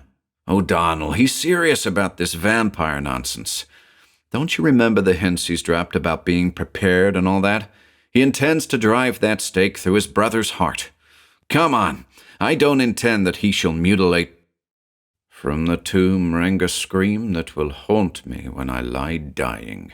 The fearful timbre of it paralyzed us in our tracks, and before we could gather our wits, there was a mad rush of feet, the impact of a flying body against the door, and out of the tomb, like a bat blown out of the gates of hell, flew the shape of Job Kyles.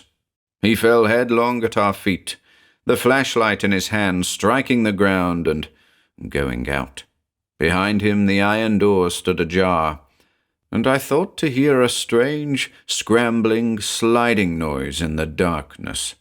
But all my attention was reverted on the wretch who writhed at our feet in horrible convulsions.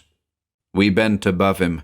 The moon, sliding from behind a dusky cloud, lighted his ghastly face, and we both cried out involuntarily at the horror stamped there. From his distended eyes, all light of sanity was gone, blown out as a candle is blown out in the dark. His loose lips worked, spattering forth. Conrad shook him. Kyles, in God's name, what happened to you? A horrible slavering mewling was the only answer. Then, among the drooling and meaningless sounds, we caught human words, slobbering and half inarticulate. The thing in the coffin. Then, as Conrad cried a fierce question, the eyes rolled up and set. The hard-drawn lips froze in a ghastly, mirthless grin, and the man's whole lank frame seemed to sink and collapse upon itself. Dead, muttered Conrad, appalled. I see no wound, I whispered, shaken to my very soul. There is no wound, no drop of blood. Then, I scarcely dared put the grisly thoughts into words. We looked fearsomely at the oblong strip of blackness framed in the partly open door of the silent tomb.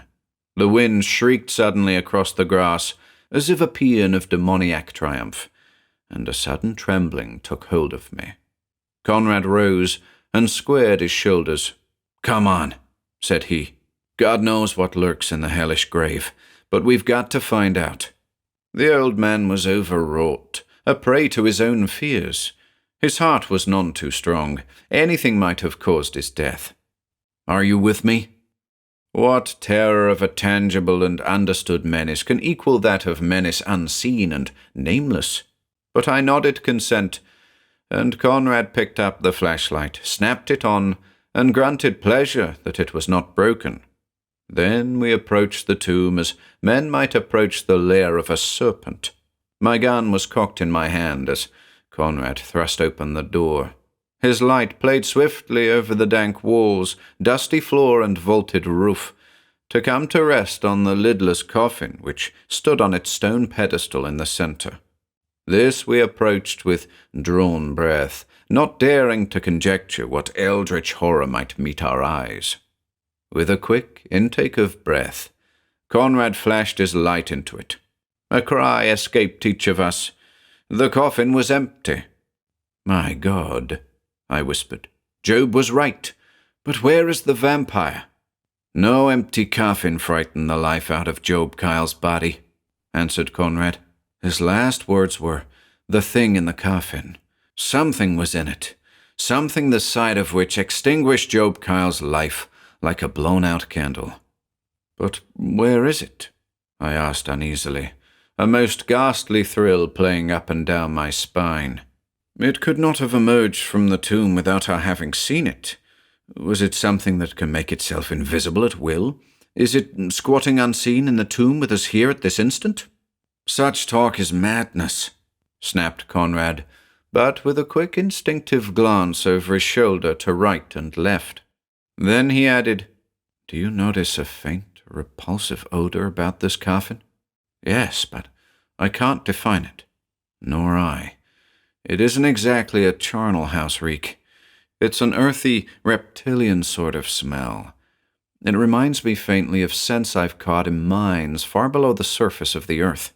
It clings to the coffin, as if some unholy being out of the deep earth had lain there."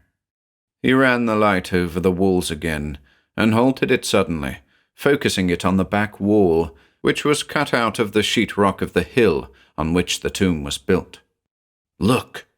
In the supposedly solid wall showed a long, thin aperture. With one stride, Conrad reached it, and together we examined it. He pushed cautiously on the section of the wall nearest it, and it gave inward silently, opening on such blackness as I had not dreamed existed this side of the grave. We both involuntarily recoiled and stood tensely, as if expecting some horror of the night to spring out at us. Then Conrad's short laugh was like a dash of icy water on taut nerves. "At least the occupant of the tomb uses an unsupernatural means of entrance and exit," he said. "This secret door was constructed with extreme care, evidently. See, it is merely a large upright block of stone that turns on a pivot, and the silence with which it works shows that the pivot and sockets have been oiled recently."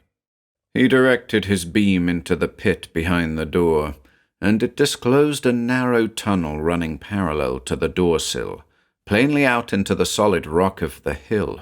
The sides and floor were smooth and even, the roof arched. Conrad drew back, turning to me. "O'Donnell, I seem to sense something dark and sinister indeed here, and I feel sure it possesses a human agency. I feel as if we had stumbled upon a black, hidden river running under our very feet. Whither it leads, I cannot say, but I believe the power behind it all is Jonas Kyle's. I believe that old Job did see his brother at the window tonight. But, empty tomb or not, Conrad, Jonas Kyle's is dead. I think not.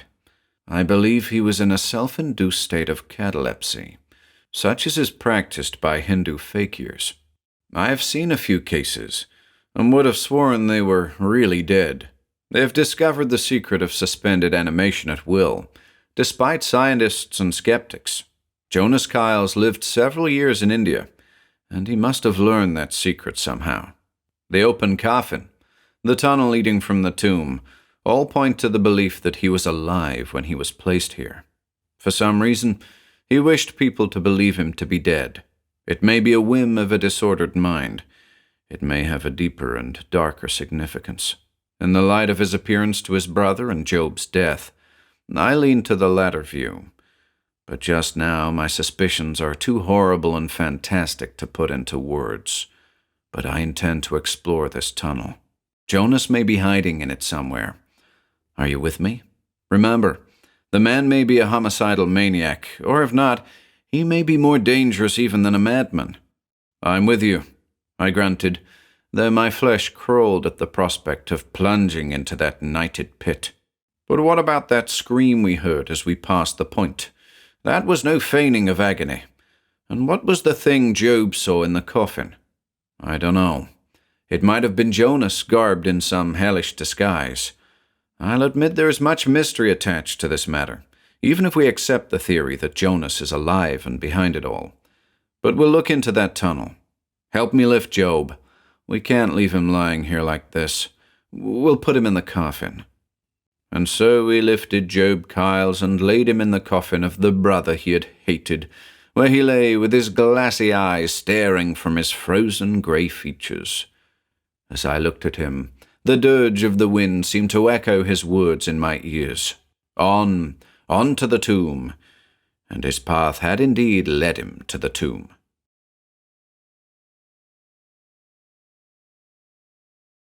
Two. Conrad led the way through the secret door, which we left open. As we moved into that black tunnel, I had a moment of sheer panic, and was glad that the heavy outer door of the tomb was not furnished with a spring lock, and that Conrad had in his pocket the only key with which the ponderous lock could be fastened. I had an uneasy feeling that the demoniac Jonas might make fast the door, leaving us sealed in the tomb until Judgment Day.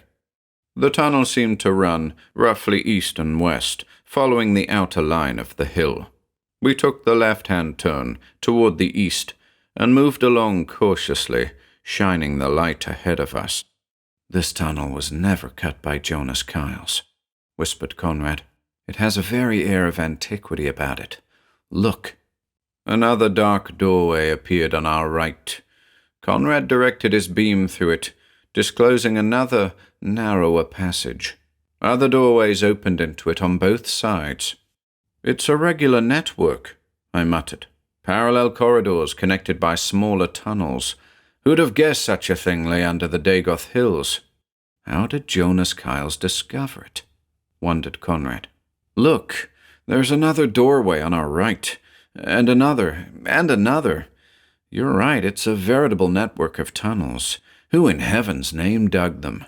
They must be the work of some unknown prehistoric race. But this particular corridor has been used recently. See how the dust is disturbed on the floor?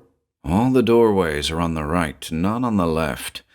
This corridor follows the outer line of the hill, and there must be an outlet somewhere along it.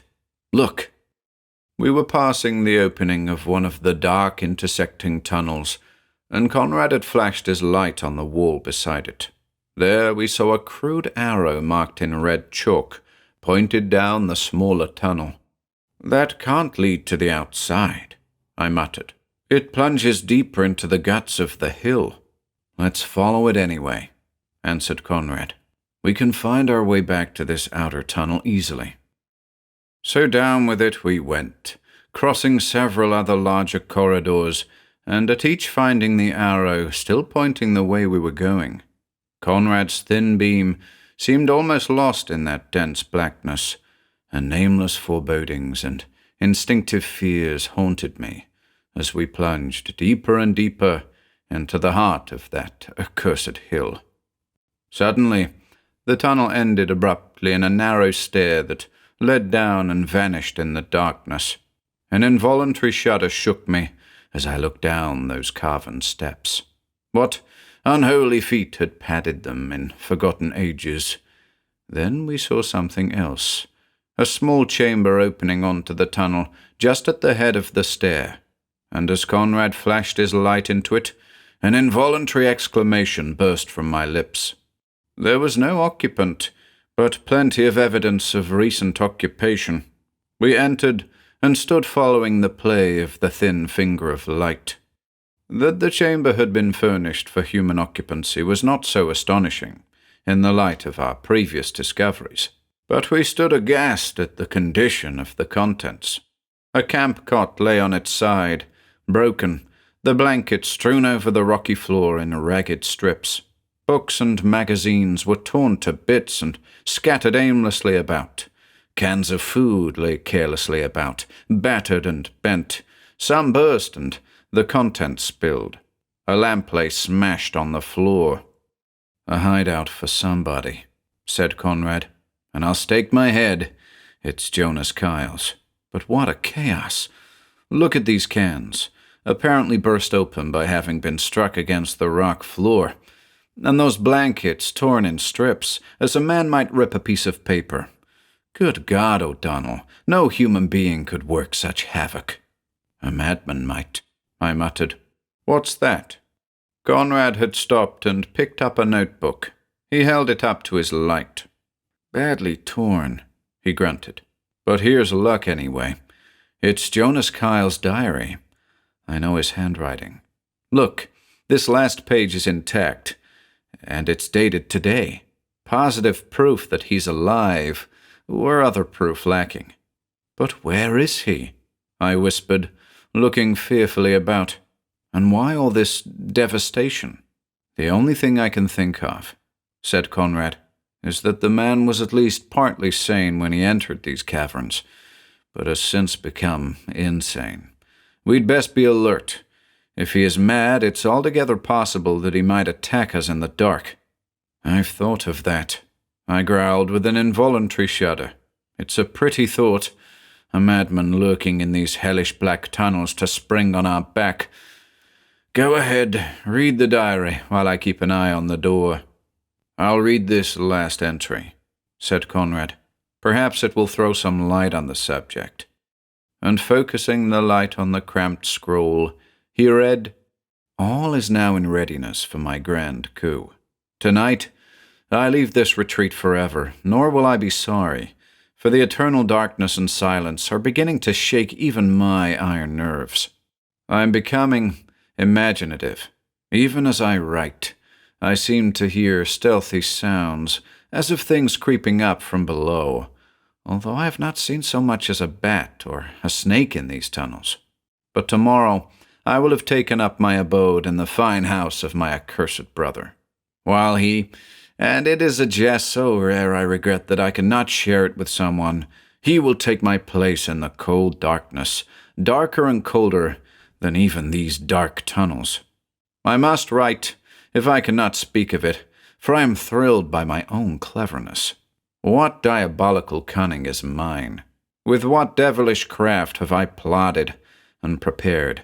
Not the least was the way in which, before my death, if the fools only knew, I worked on my brother's superstitions, dropping hints and letting fall cryptic remarks. He always looked on me as a tool of the evil one. Before my final illness, he trembled on the verge of belief that I'd become supernatural or infernal. Then, on my deathbed, when I poured my full fury upon him, his fright was genuine. I know that he is fully convinced that I'm a vampire. Well do I know my brother.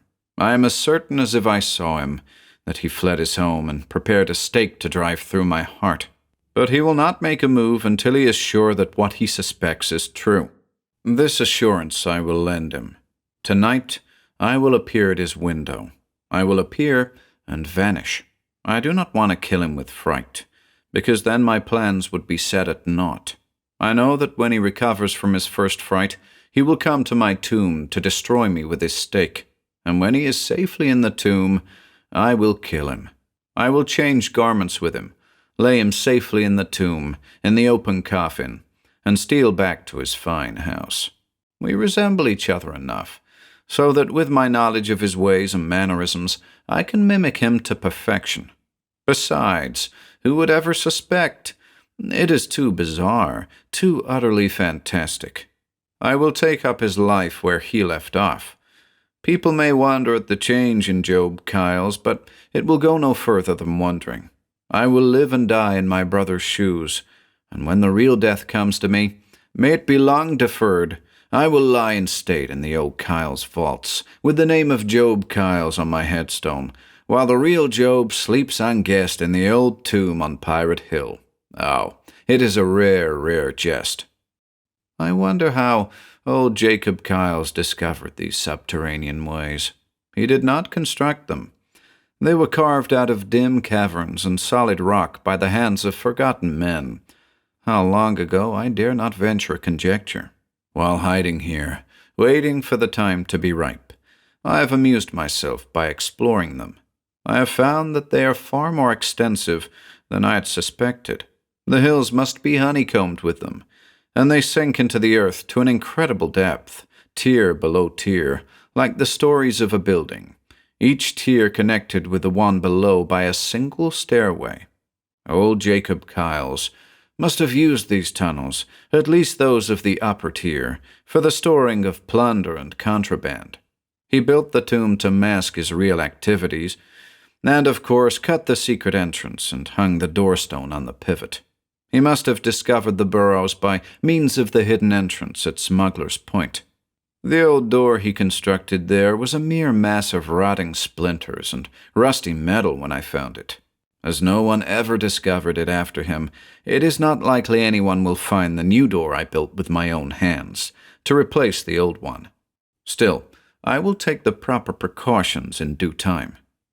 I have wondered much as to the identity of the race which must once have inhabited these labyrinths. I have found no bones or skulls, though I have discovered in the upper tier curiously hardened copper implements. On the next few stories, I found stone implements down to the 10th tier, where they disappeared. Also, on the topmost tier, I found portions of walls decorated with paintings, greatly faded, but evidencing undoubted skill. These picture paintings I found on all the tiers down to and including the 5th, though each tier's decorations were cruder than those of the one above, until the last paintings were mere meaningless daubs, such as an ape might make with a paintbrush. Also, the stone implements were much cruder on the lower levels, as was the workmanship of the roofs, stairs, doorways, etc. One gets a fantastic impression of an imprisoned race burrowing deeper and deeper into the black earth, century by century, and losing more and more of their human attributes as they sank to each new level. The 15th tier is without rhyme or reason, the tunnels running aimlessly, without apparent plan, so striking a contrast to the topmost tier, which is a triumph of primitive architecture, that it is difficult to believe them to have been constructed by the same race. Many centuries must have elapsed between the building of the two tiers, and the builders must have become greatly degraded. But the 15th tier is not the end of these mysterious burrows. The doorway opening on the single stairway at the bottom of the lowest tier was blocked by stones which had fallen from the roof, probably hundreds of years ago, before old Captain Jacob discovered the tunnels. Prompted by curiosity, I cleared away the debris, in spite of the tax it was on my strength, and opened a hole in the heap this very day, although I did not have time to explore what lay beneath. Indeed, I doubt if I could do so, for my light showed me not the usual series of stone stairs, but a steep, smooth shaft leading down into the blackness. An ape or a serpent might pass up and down it, but not a human being. Into what unthinkable pits it leads, I do not care to even try to guess. For some reason, the realization that the 15th tier was not of the unstepped shaft gave me a strangely creepy feeling, and led me to fantastic conjectures regarding the ultimate fate of the race which once lived in these hills. I had supposed the diggers, sinking lower and lower in the scale of life, had become extinct in the lower tiers, although I had not found any remains to justify my theories. The lower tiers do not lie in almost solid rock, as do those near the surface. They are out into black earth, and a very soft sort of stone, and were apparently scooped out with the most primitive utensils. They even appear in places to have been dug out with fingers and nails. It might be the burrowings of animals, except for the evident attempt to imitate the more orderly systems above. But below the 15th tier, as I could see, even by my superficial investigations from above, all mimicry ceases. The diggings below the 15th tier are mad and brutish pits, and to what blasphemous depths they descend I have no wish to know. I am haunted by fantastic speculations as to the identity of the race which literally sunk into the earth and disappeared in its black depths so long ago. A legend persisted among Indians of this vicinity that many centuries before the coming of the white men, their ancestors drove a strange alien race into the caverns of the Dagoth Hills and sealed them up to perish. That they did not perish, but survived somehow for at least several centuries, is evident. Who they were, whence they came, what was their ultimate fate, will never be known. Anthropologists might glean some evidence from the paintings on the upper tier, but I do not intend that anyone shall ever know about these burrows. Some of these dim pictures depict unmistakable Indians, at war with men evidently of the same race as the artists. These models, I should venture to say, resembled the Caucasian type, rather than the Indian. But the time approaches for my call on my beloved brother. I will go forth by the door in Smuggler's Point, and return the same way. I will reach the tomb before my brother, however quickly he comes, as come I know he will. Then, when the deed is done, I will go forth from the tomb, and no man shall ever set foot in these corridors again. For I shall see that the tomb is never opened, and a convenient dynamite blast shall shake down enough rocks from the cliffs above to effectually seal the door in Smuggler's Point forever. Conrad slipped the notebook into his pocket. Mad or sane, he said grimly, Jonas Kyles is a proper devil. I am not greatly surprised, but I am slightly shocked. What a hellish plot. But he erred in one thing. He apparently took it for granted that Job would come to the tomb alone. The fact that he did not was sufficient to upset his calculations. Ultimately, I answered, yet insofar as Job is concerned, Jonas has succeeded in his fiendish plan. He managed to kill his brother somehow. Evidently, he was in the tomb when Job entered. He frightened him to death somehow, then, evidently realizing our presence, slipped away through the secret door. Conrad shook his head. A growing nervousness had made itself evident in his manner as he had progressed with the reading of the diary. From time to time, he had paused and lifted his head in a listening attitude. O'Donnell, I do not believe that it was Jonas that Job saw in the coffin. I have changed my opinion somewhat. An evil human mind was first at the back of all this, but some of the aspects of this business I cannot attribute to humanity. That cry we heard at the point, the condition of this room, the absence of Jonas, all indicate something even darker and more sinister than Jonas Kyle's murder plot. What do you mean? I asked uneasily. Suppose that the race which dug these tunnels did not perish, he whispered. Suppose their descendants still dwell in some state of abnormal existence in the black pits below the tiers of corridors. Jonas mentions in his notes that he thought to hear stealthy sounds, as of things creeping up from below. But he lived in these tunnels for a week, I expostulated. You forget that the shaft leading to the pits was blocked up until today, when he cleared away the rocks.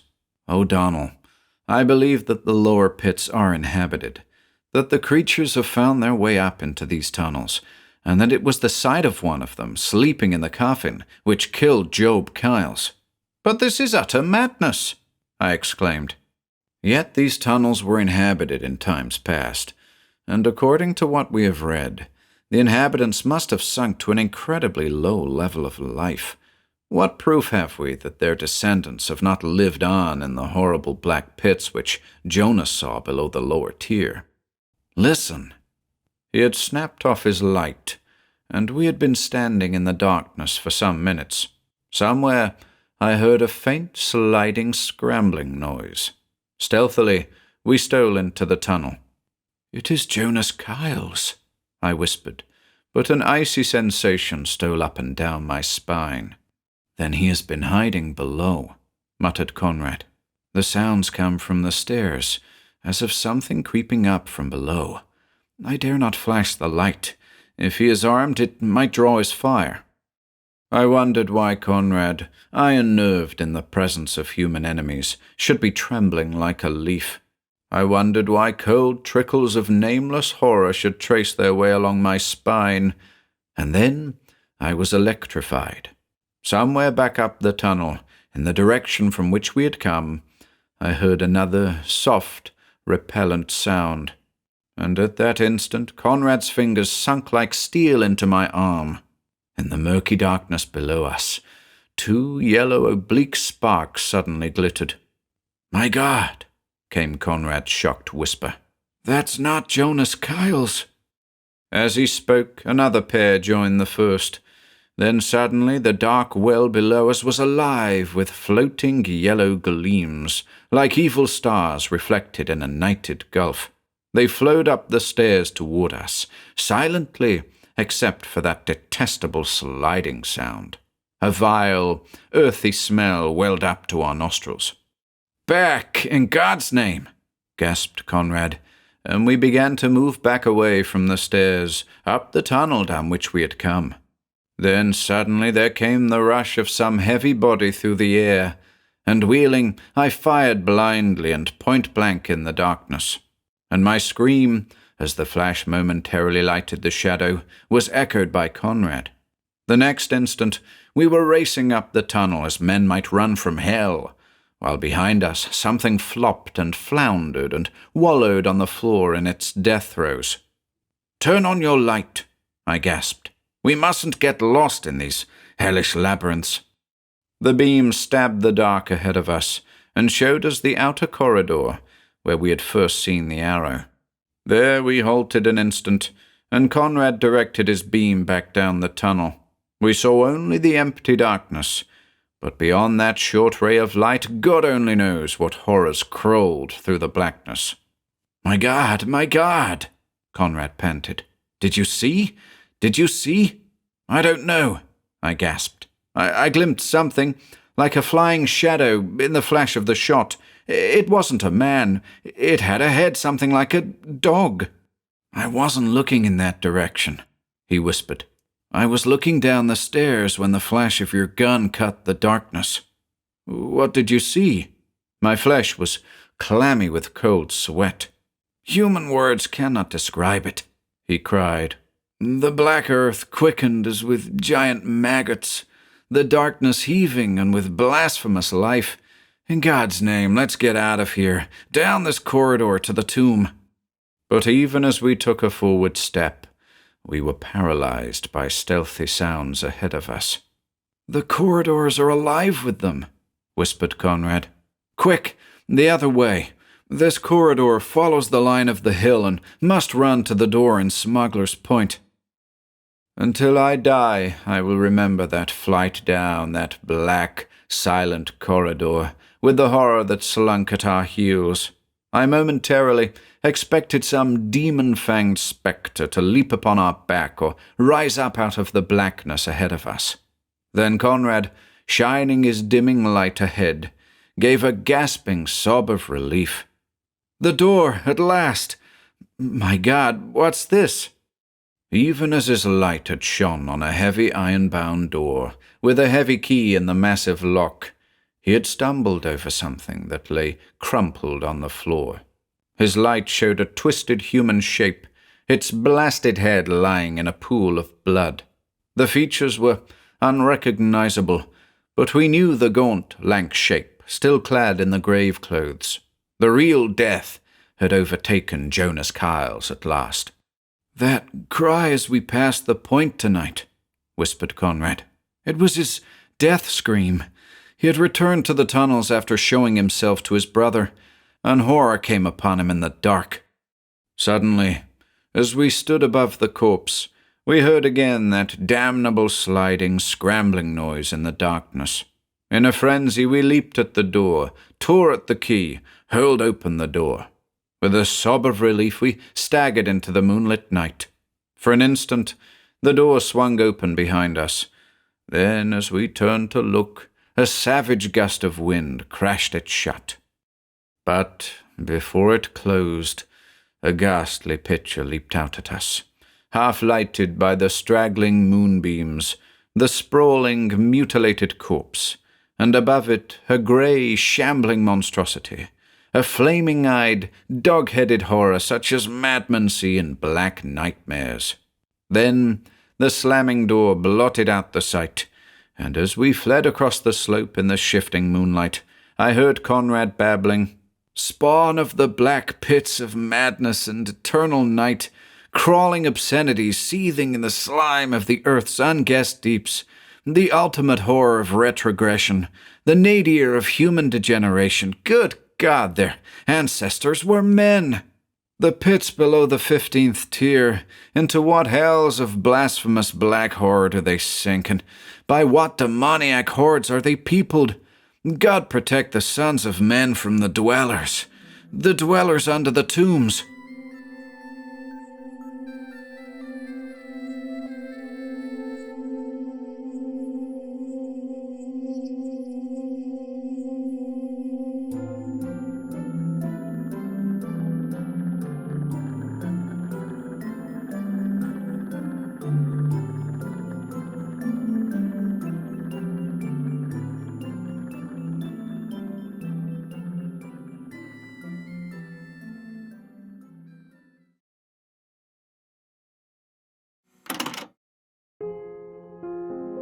If you enjoyed listening today, be sure to subscribe to the channel by hitting the red subscribe button below. After doing so, click the bell icon next to the subscribe button to receive new content notifications. If you'd like to support our work and receive exclusive perks, consider becoming a channel member by clicking the join button below. To support us in other ways, see the video description for links to our Bandcamp and Patreon pages, our merch store over at Teespring, and further information relating to our releases on Audible, iTunes, and Spotify. And until next time,